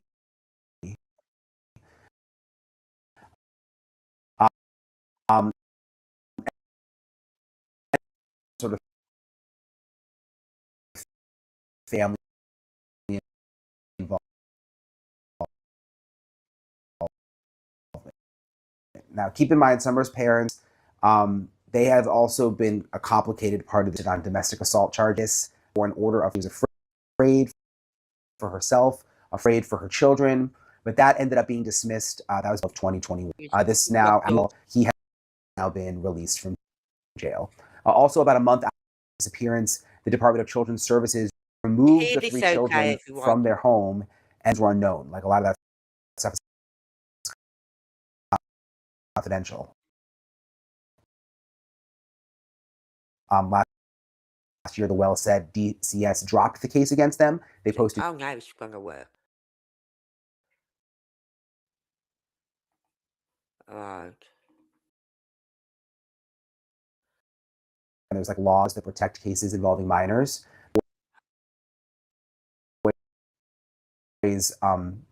Are now back home with their parents. The 2 younger boys got adopted because they gave their rights. Because again, social child services took the boys off them, and they had to do certain things. They had to jump through certain hoops, right? Then the last thing they had to do, they would have got the boys back, but they didn't do it. So they lost all rights to their boys. It's their own fault. They didn't jump through that last hoop. So the 2 younger boys have been adopted. The oldest one, which would be about 18 now, he was never adopted. Where he is now in the world, I do not know. Has he gone back to his mum and dad? I hope not.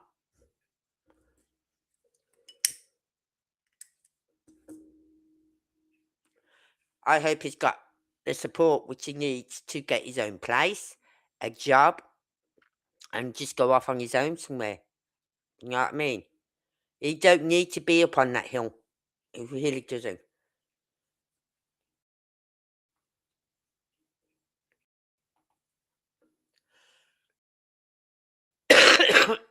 Right, hold on. I've just got to get some.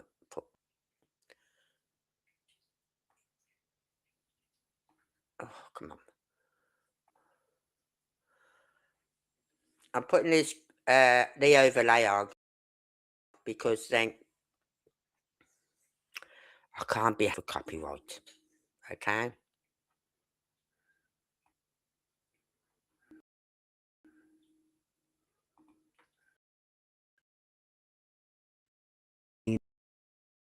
They had absolutely nothing to do with Summer's disappearance.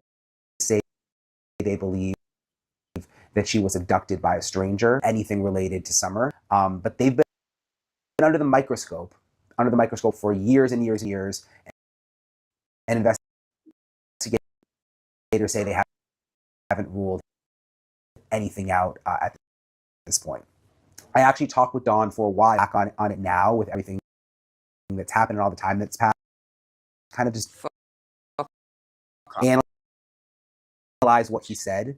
So I wanted to play for you. I've never played the full interview. Get this up.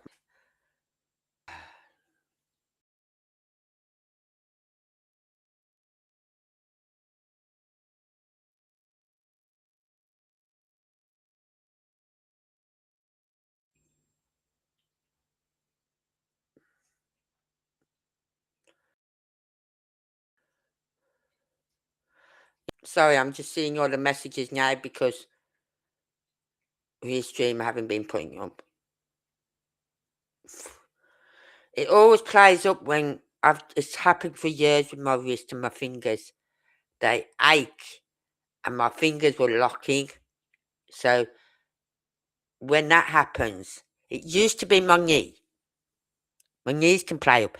If my knees play up as well, we're in for a thunderstorm. Right? And I could set the weather on my knees when I was little. From when I was about 13. My knees would swell up like fucking balloons. And I said it was a rheumatoid or something off like that. There's nothing they could do. Just keep a support bandage on it on bad or cold days. That was it. That was me. Just put a support bandage on it in the winter months when it's cold. Right? And I now get it in my left arm, in my wrist, in my left arm, and I get it in my right hand. And when I go to the doctors about it, they go, "Oh, I don't see no swelling." Well, no, love, because the swelling was a week ago when I first phoned you. It took a week to get this appointment to see you. By now, the swelling's gone down. So because of that, they won't give me a diagnosis. It's fucking annoying. Right, we're going to watch this video now. Because this is the one where it talks to Doc.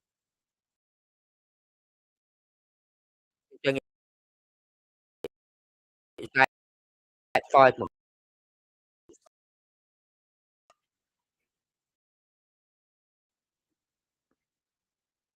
Let's just see if it's going.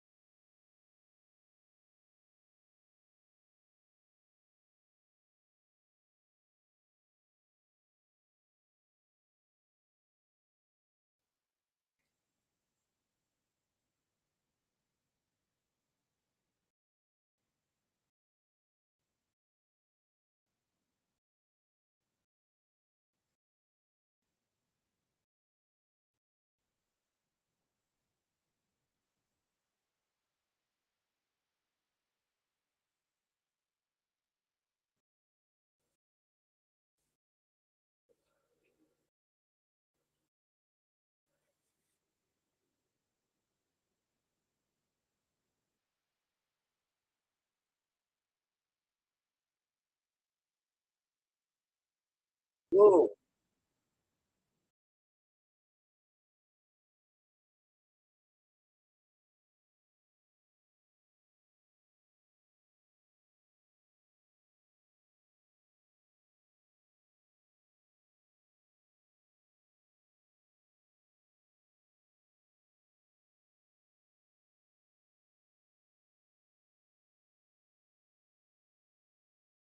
he said, wow, I didn't know that. You're her father. You should have known. How long she's been missing.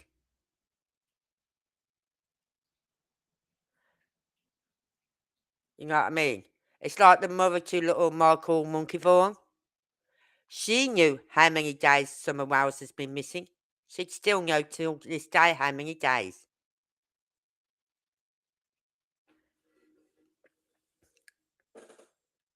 But her own father did not know. He's gone, wow, I didn't know that.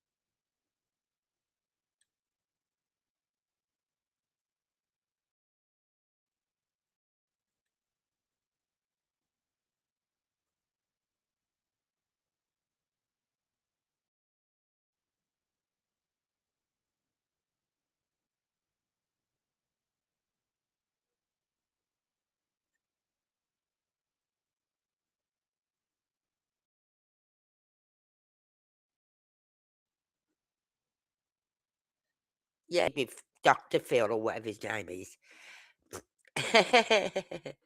He said himself, after that interview, the interest was took off him and was put onto Candice. So it helped him a lot because no one was looking at him then, they was looking at Candice.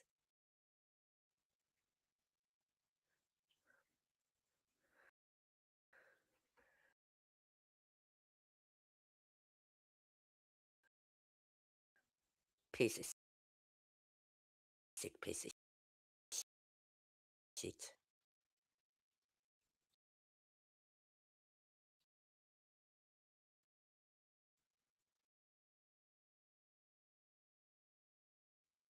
And went down in that. I don't think she even. Why would she go down to the basement then to come out of it, right? To go round to the swing when all she had to do is walk out the front door and the swing was there. She wouldn't have to climb down those ladders to the basement.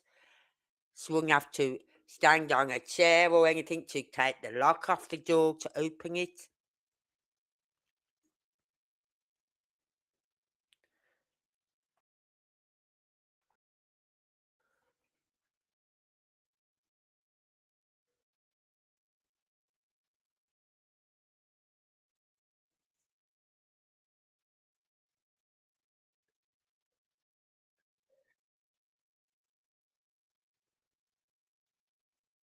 Yep, reflecting.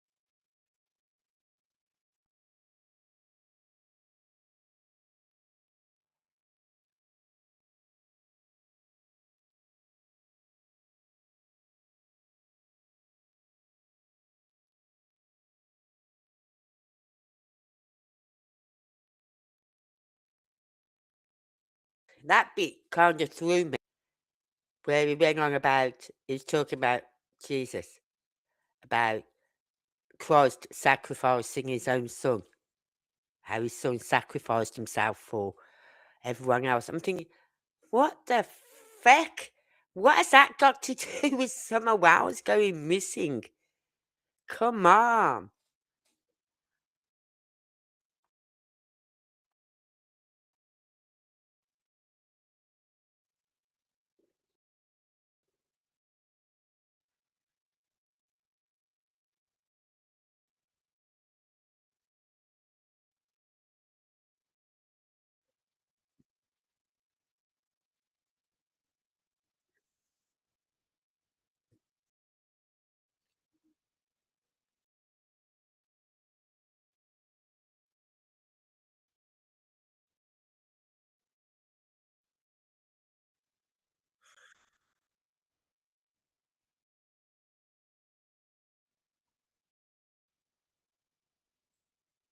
Her mother, when she was pregnant with Summer, right, because she didn't know she was having a little girl.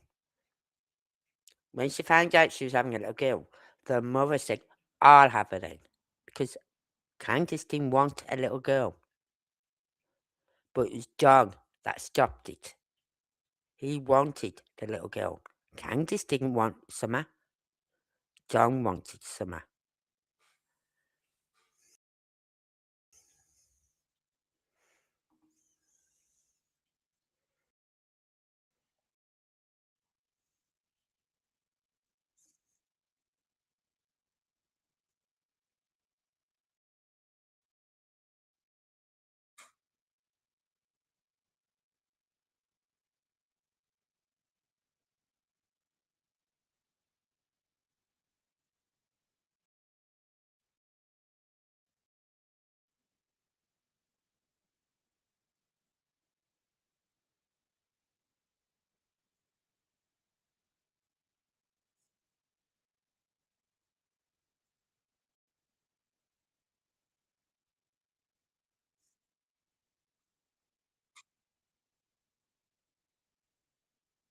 No, they don't.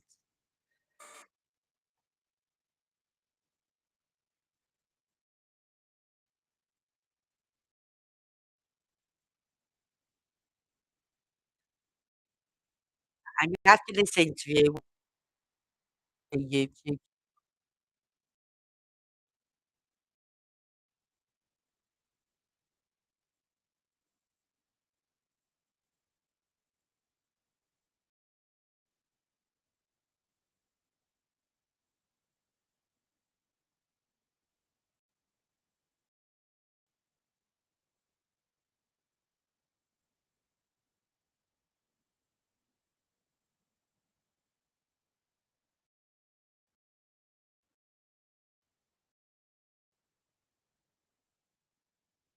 Than to do that.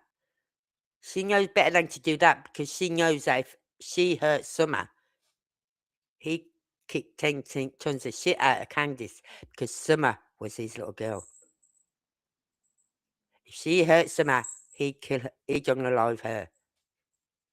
Sort of thing. She knows better. He said, she knows better than to hurt my little girl.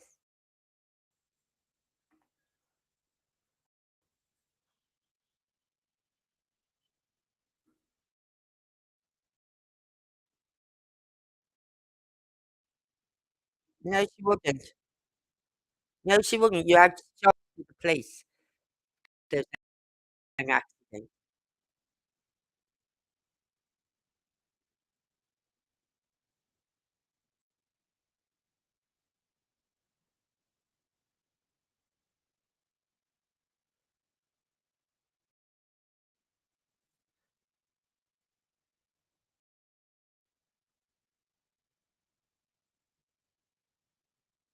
That's why she fed them pizzas every day.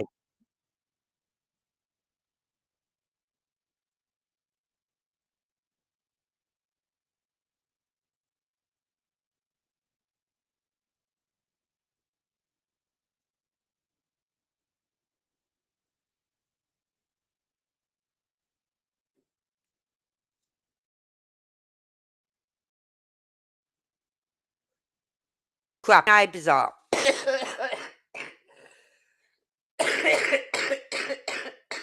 Oh, sorry. Calling BS on that one. You knew Fred Hill. Because Fred Hill will come and get any old scrap cars off your property. Fred Hill was the Ben Hill Road rug dealer, where you would go and get your rugs from. The woman across the road, what's her name? Josie or whatever. You knew her as well. So you stand there and say, I didn't know my neighbours. Yes, you fucking did, you lie, little tosspot.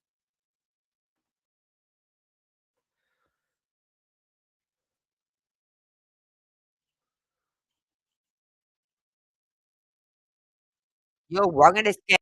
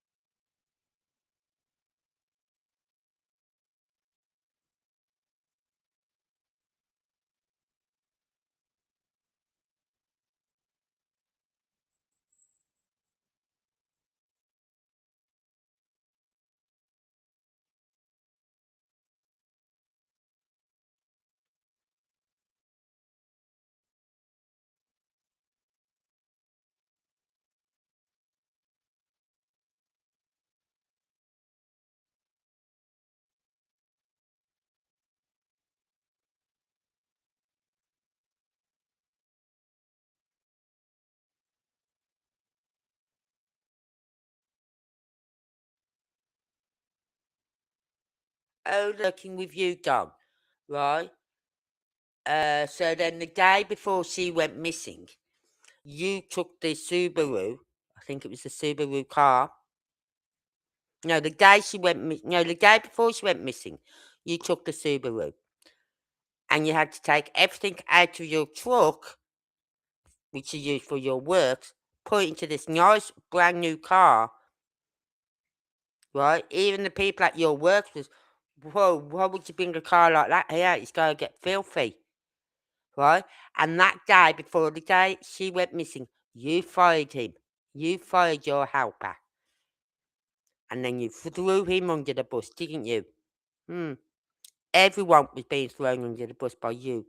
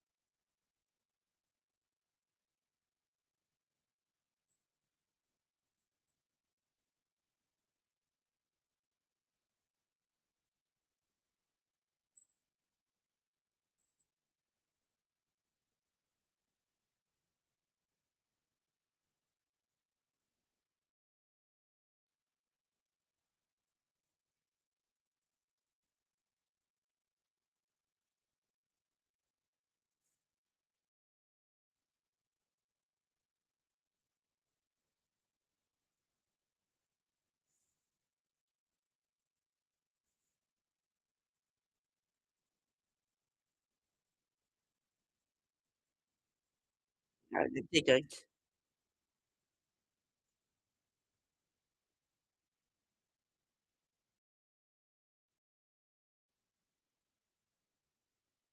Oh, on the lab, but with Josh. And you was raging at him on the phone, on the live. You was raging. You was effing and cursing and everything. Was that a fake dog? That wasn't you then, right? You're holier than fucking thou now. That wasn't you. BS. After this interview, Brian Enton talks about with someone else, and it even states that after this interview, it took them so long to get an interview with him, right? So long. But then after this interview, he goes on to YouTube, to another YouTube channel, and he's on that channel, blasting his mouth off.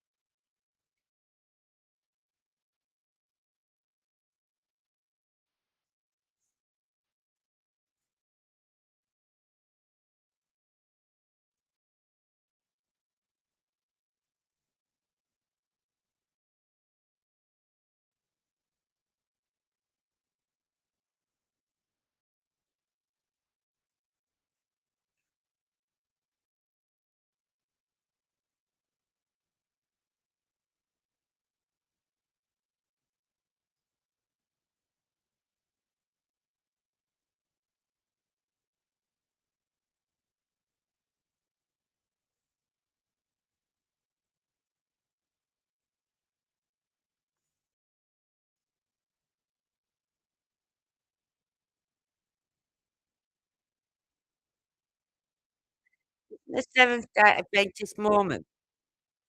Isn't that a Mormon religion? Seventh Day Adventist.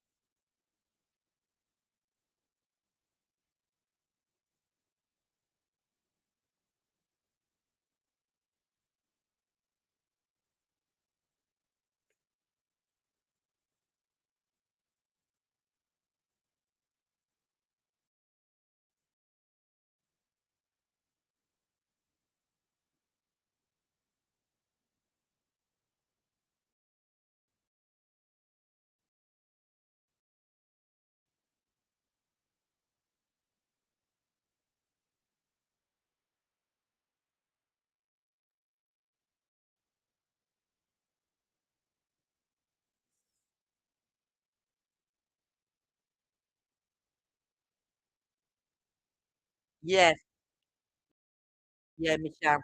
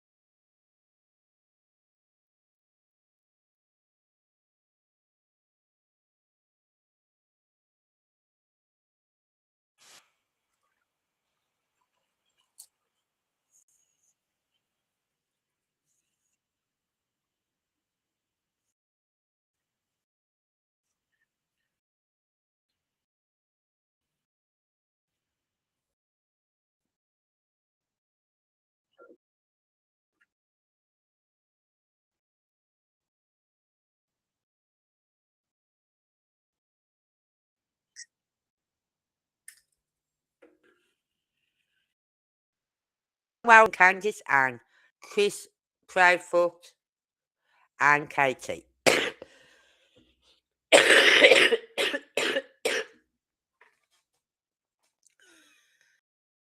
The one thing they've got in common, well, they've got two. The first one is they've got a child that's just gone poof. Right? Just gone missing, disappeared with no shoes on, no warm clothing on. Right? Just gone poof. And the second one I find so incriminating sort of thing is the fact that he said he'll do the interviews for instead of Candice. You know what I mean? He's keeping Candice away by making excuses up for her. Oh, she's not well enough. You know what I mean? And Chris does the same with Katie. I'm protecting my wife. What are you protecting her about? And Candice was the last one, apart from the grandmother, who was with out the caregivers. Candice was the last one to see Summer. And Katie was the last one to see Sebastian. And both Don and Chris are keeping their wives, their partners, away from their cameras.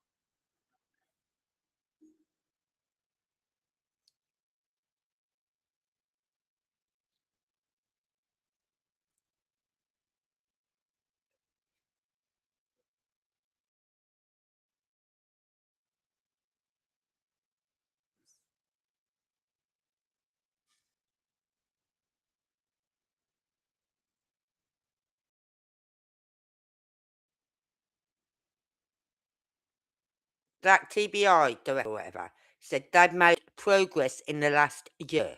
What progress? What progress have they made in finding Summer Wells in the last year? Apart from raiding a property on Van Hill Road because of it must have been a serious tip off. They must have really thought this is going somewhere. This has got some substance behind it. You know what I mean? For them to go up with a warrant and go to the section of the farm where the pigs were kept, used to be kept, and all that lot. But there is an interview out there with Chris McDonough, who interviews the son of the man whose property on Van Hill Road they went to. Because they went to his property as well. Yeah. And they said, did this cause any, because there's a tree cutter, he cuts trees, right? And he said, have you lost, as your business suffered through this? He said, well, to be honest with you, no. He said, in fact, it publicised my business, and I've been getting more people contacting me about wanting these trees cut down or that cut down and whatever. So it hasn't hurt his business. Van Hill, I don't think they have got anything. Yes, is some relation to Fred Hill. Some relation. Don't know what be it first, second, or third relation to him.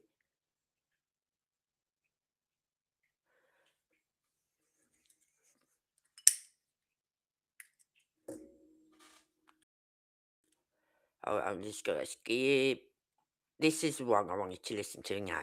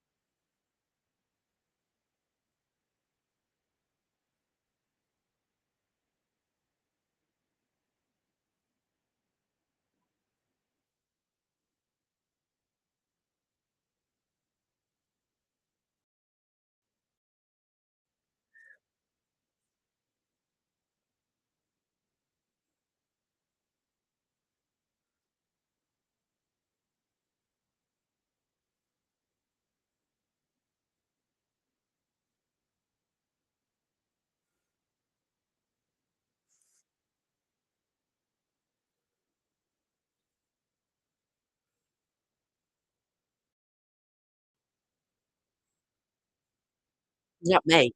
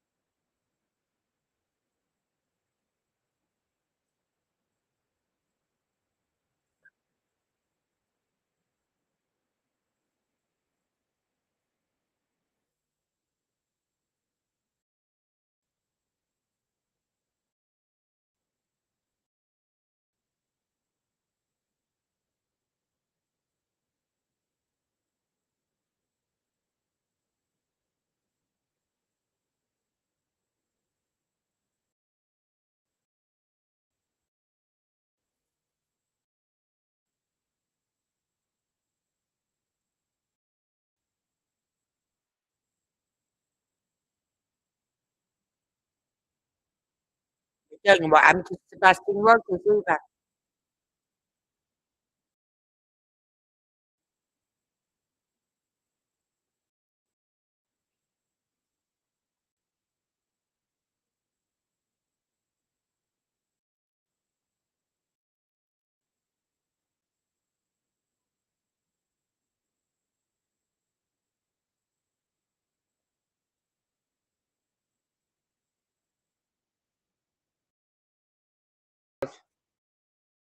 'Hey there, Kylie.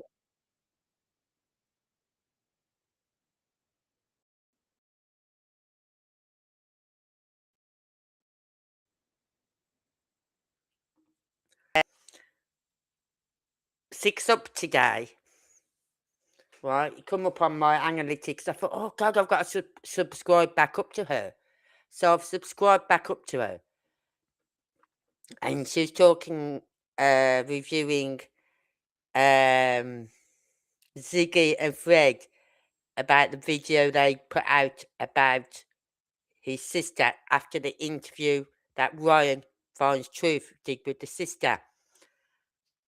And I'm sitting there and I'm thinking, you're not on YouTube no more. She kept saying, I'm not on YouTube no more. Well, what the fuck are you on then? What are you doing here? If you're not on YouTube, why the fuck are you on YouTube? Right? And I thought, she has totally lost it. Oh, God.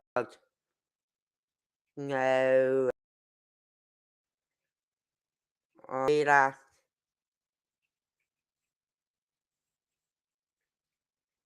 you got to isolate? Right, so, and I saw your name pop up, some of the comments you're putting up there, and I thought, oh, there's Kylie. Are you having to isolate? Because last night I did a live, and I was playing that interview that Ryan Finds Truth did with the sister. I was so happy that his sister did that interview. But I with that the backlash from it by Ziggy and Fred again will stress her out even more. So, is it a good thing she come out and spoke? Yes, but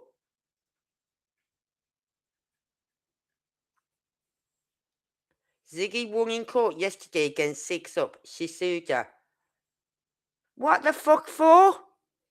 What was she suing her for?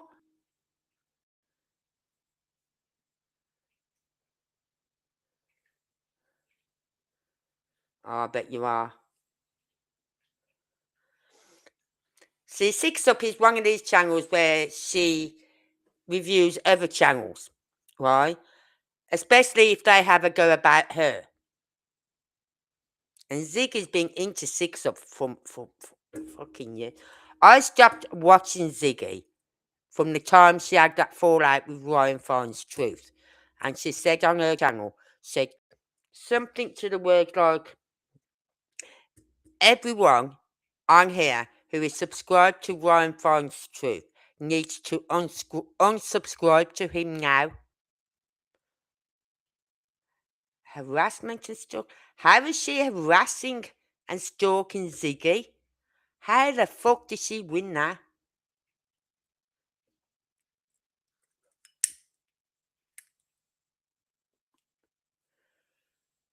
Oh, fuck. She's going to be over the moon about you watch. She's going to be doing lives about it. Right? Ever since she said that about you got to unsubscribe, everyone on here needs to unsubscribe to him. Because if it wasn't for my channel, he wouldn't have all the subscriptions he's got now. And I thought, hold on, I found Ryan Finds Truth channel before he even come on to Ziggy's channel. Right? Because at the time I didn't have my channel then. And I was watching it on my TV, and I was watching anyone who spoke about Summer Wells. And this come up on my analytics of Ryan, I thought, and mentioned Summer Wells in his talk, and I thought, okay. So I watched it, and then I don't know, about 3-4 weeks later, I was on Ziggy's, and I see his name pop up in chat. I thought, oh, that's nice to see that Ryan Finds Truth is here. You know what I mean? So when she said everyone, because she had that little falling out with him, everyone needs to unsubscribe to him. I went on my phone, because I didn't have my laptop at the time. I went on my phone and unsubscribed to her. I thought, no one tells me who I can subscribe to and who I can't subscribe to. No one. And if anyone ever says that on a live and I'm watching their channel and I'm subscribed to them, I'll unsubscribe to them. It's like the other day, I was watching another channel, a UK channel, about UK Splosh, I think, Sploosh, his name is. And it was covering the protests in Brighton. And there's a Sikh guy with his wife. And he's a lovely man. He's got his own restaurant, and he's all pro-Britain. All pro-Britain. And he was raging at him for no reason. He said, I've got video of him. He's saying the best thing that could happen to a white person is something. And he was raging at this Harman Singh. And I thought, you know what? No, sorry. And I went down on my phone because I was watching on my TV again. So I went to my phone and clicked on, oh no, I could do it on my TV. So I went to his subscription and I unsubscribed to his channel. She has lost the plot. But fuck's sake.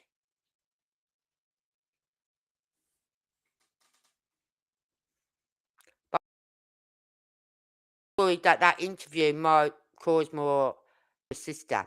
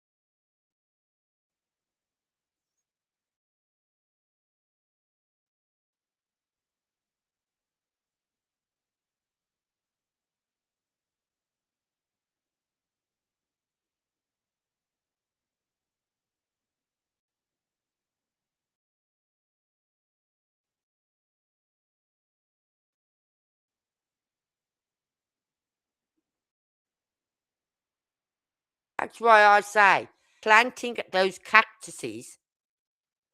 They weren't flowers, they weren't plants, they was cactuses. They go into the grandmother's caravan, they wash their hands, the grandmother gives some a sweet, then right, and then Summer wanted to go back to the house, to the brother. Now, as I said, it's like the distance from my house, my front living room window to the pathway in front of my house. Distance. Now, if I lived on a property, I owned land like that, and I was in I don't know, not a caravan, but a nice mobile home or something, and my daughter lived just that distance away from me, the distance where I could go, Dee, do you want a coffee? You know what I mean? Right? I would have no qualms about letting my granddaughter or my grandson go back home on their own at the age of 5 because there's no main roads, there's nothing, no on their own property. It's just from her door over. But no, Candice says she walked her across and then went back to her mum to put the knee brace on. While the mum was in the caravan. So that meant Candice would have gone back into the caravan. Now, can you really see a little girl going down that dingy, horrible basement, right, to play toys that she had? No. I could see her going out that front door, swing, and from that swing, right, there was a red car seen in the area. Anyone could have got up that dog path, and it has been John put a video out. I'm sure it was John who put the video out. I don't know on whose channel, but he put no sound. No sound. The video ain't playing, so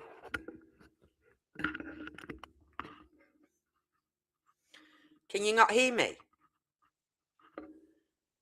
I'm going to check something here. Come on.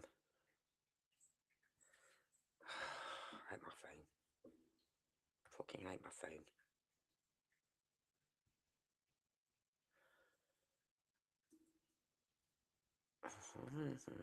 Come on.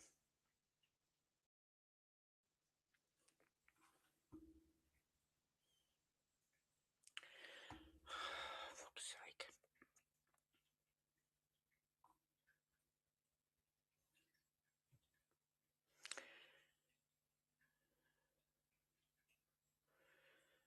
I'm just trying to find something here.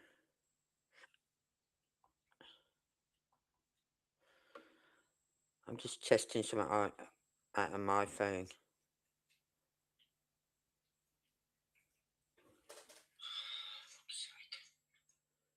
Yeah, the sound.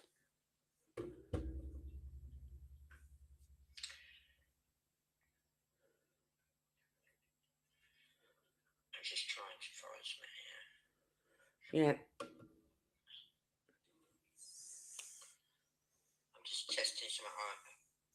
Yeah, there's sound. Because I've just pulled it up on YouTube, so I don't know where there's no sound.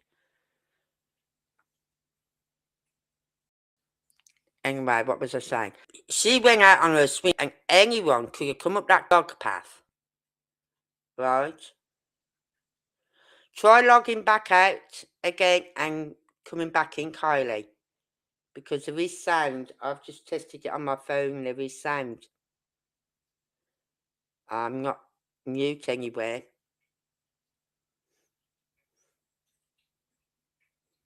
So,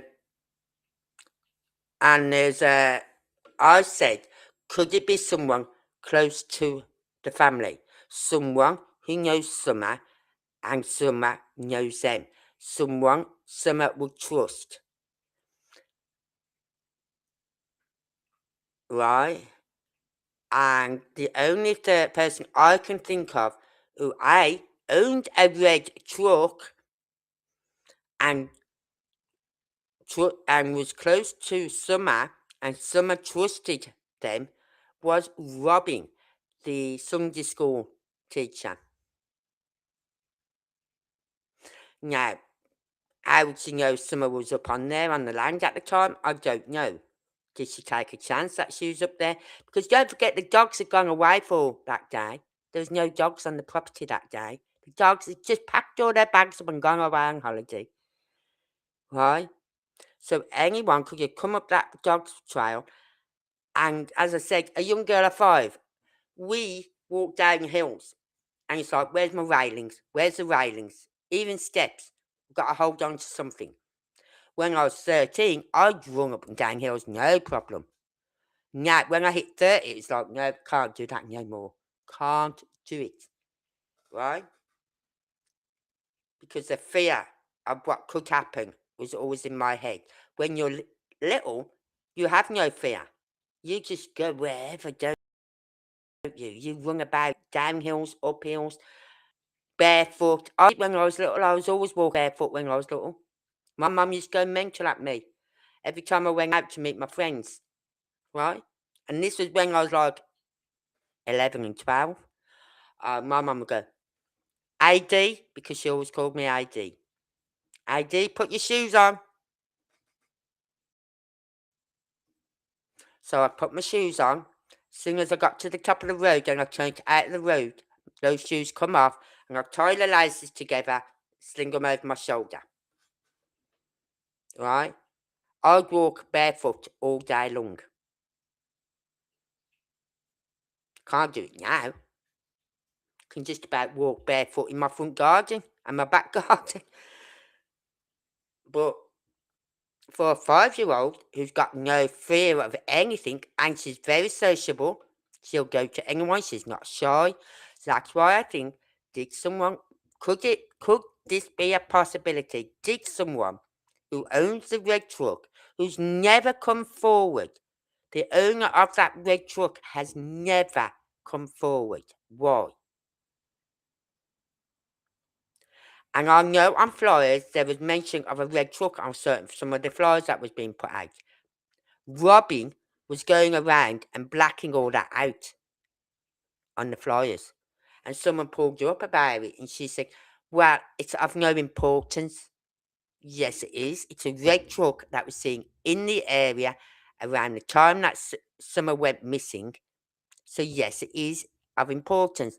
And that's when we found out that she owned a red truck. Could she have enticed Summer down from her swing?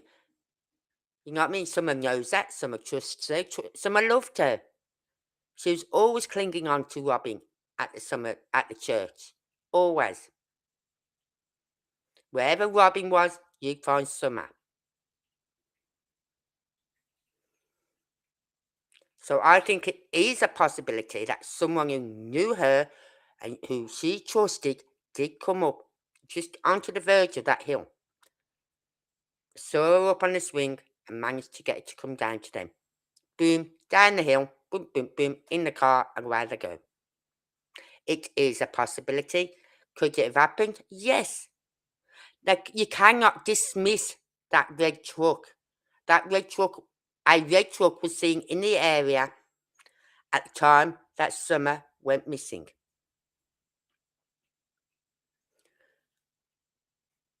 Could she have had an accident at home? Like, we know for a fact she used to climb up the ladders onto the roof. Could she have fallen off the roof? Right? Would she have wandered off the property and got lost? I don't think she could got lost because I know she would go down to the bottom of the drive. Tell you how I know that? Because her bike was left down there a few weeks before she went missing.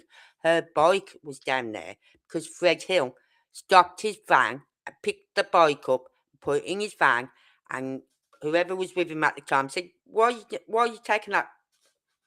What are you going to do with the girl's bike? And he turned around and said, John will know. So he took her bike, which meant it had to be close to the end of their driveway and close to Ben Hill Road for him to see that bike there. So it means Summer would come down the driveway on her bike. So would she go wondering? It's like I remember Candice saying once, someone was saying about how they play hide and seek. And Summer got all upset and said, I got nowhere to hide. And they said, well, why didn't you hide in the shed down the bottom there? And that's at the bottom of that hill on the other side, by the main road side, right? Where I showed on the map, but I don't know if you saw it or not, but they've got like an old shed there. His mother used to use it for storage. I don't know what for, meat or storage of food or something, right? And there's a big opening from their property down to their other part of their property to that old shed. So someone would go down there. So saying she wouldn't wander off, yes, she could have. So, but to dismiss all of them, but the fact that they have never entertained the fact that she could have had an accident. No, that didn't happen. Candice knows better, as he said in that interview with Brian Enton, when he asked about that. He said, Candice knows better. She knows to phone the police. No, she's not going to phone the ambulance or anything because they've got CPS right on their heels. They don't want their other 3 kids took away from them. But that failed because you have a missing child. Your other kids, especially when you're living in the conditions you was living, are going to be took off you. And especially when you got people coming around with guns and whatever, it's not safe for your kids to be in that house.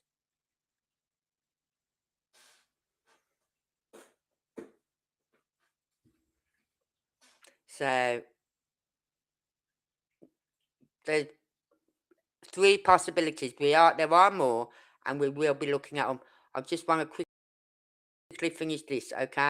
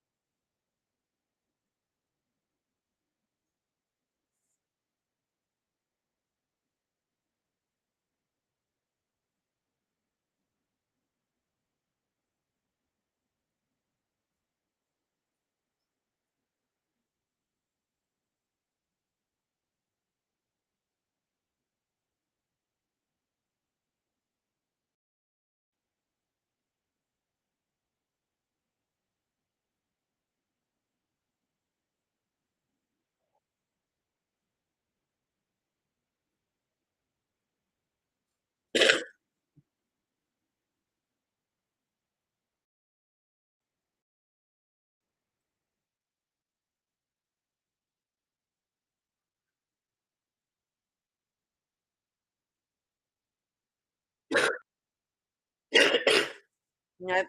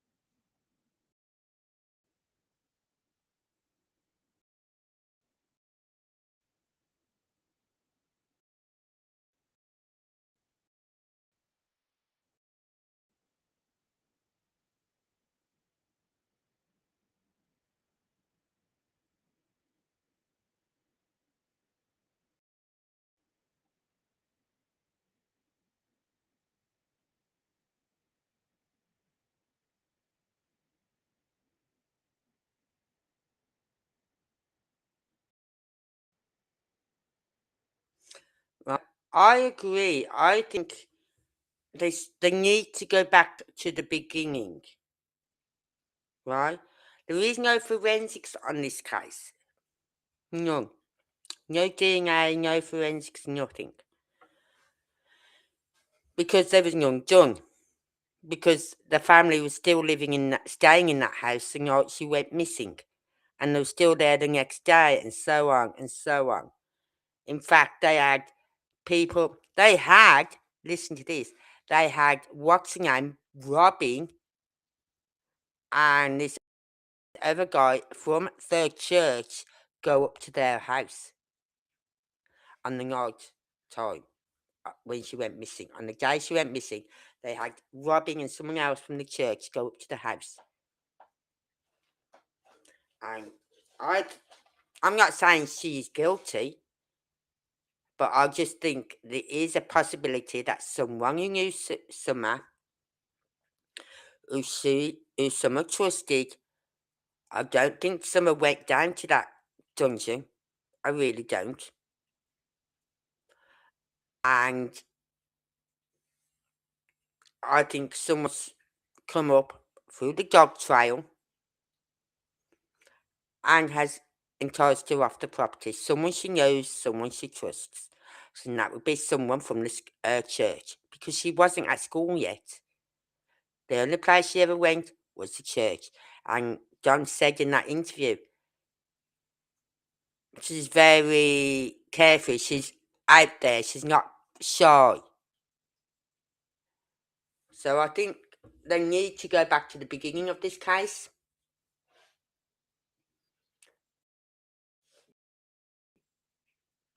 Interview everyone again. Because that woman who lived across from them, Lucy or whatever her name is, she said she heard a scream about 4:30. Right? And apparently then Candice went and had a word with her and said no, it wasn't 4:30. It probably be more like 6:30. Right? So she changed it. And I don't know what to believe. Did she hear a scream at 4:30? If so, was that when possibly there was an accident on the property?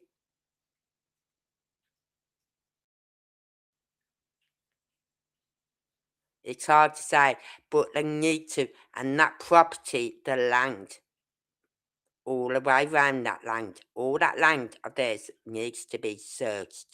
Even if it means getting on your fucking hands and knees and searching that land. Because they won't let the police up there no more. They won't let no one up on that land no more. Why is that? They're very protective about their property, a bit like Chris and Katie. They're very protective about their property. Have they been taking note of John and Candice? Because there's so many similarities in this case, especially when it comes down to the men talking for the women. And yet they weren't even there. John was at work. Chris was at work. Chris was 3 hours away. John was around, I don't know how far away he was, how long away. But he was at work. So how can they talk about this case when they weren't even there? It's only what Candice has told him that he can actually talk about. But we will be looking into this still a bit more. There's a lot more to cover on this case. A lot more possibilities. So we're going to be looking into them. So until next time, thank you for being here and joining in chat. If you've only just found my channel today and you've enjoyed what you've heard, please give this video a like. And please consider subscribing. I don't have memberships, even if I'm not at that stage, because I had to restart my channel, right? Because my other one got took off me. And if I'm not careful, this one's going to get took off me. Right, so I have to be very careful what I say on my videos now. So please consider subscribing. Hit that like button. Leave me a comment. It all helps with the analytics. And I will see you all on the next one. Until then, stay safe. Never slow up, no I don't take shit. I got no love for the fakeness. If you wanna play tough and wanna hate this, I'll always show up. never slow up, no I don't take sh**. I got no love for the fakeness. If you wanna play tough and wanna hate this, I'll always show up and make a statement. I don't ever slow up, no I don't take sh**. I got no love for the fakeness. If you wanna play tough and wanna hate this, I'll always show up and make a statement. Everything I do so instinctive and so passionate. Every word I move so descriptive like an adjective. I got a vendetta against people who patented being negative when you should be getting after it.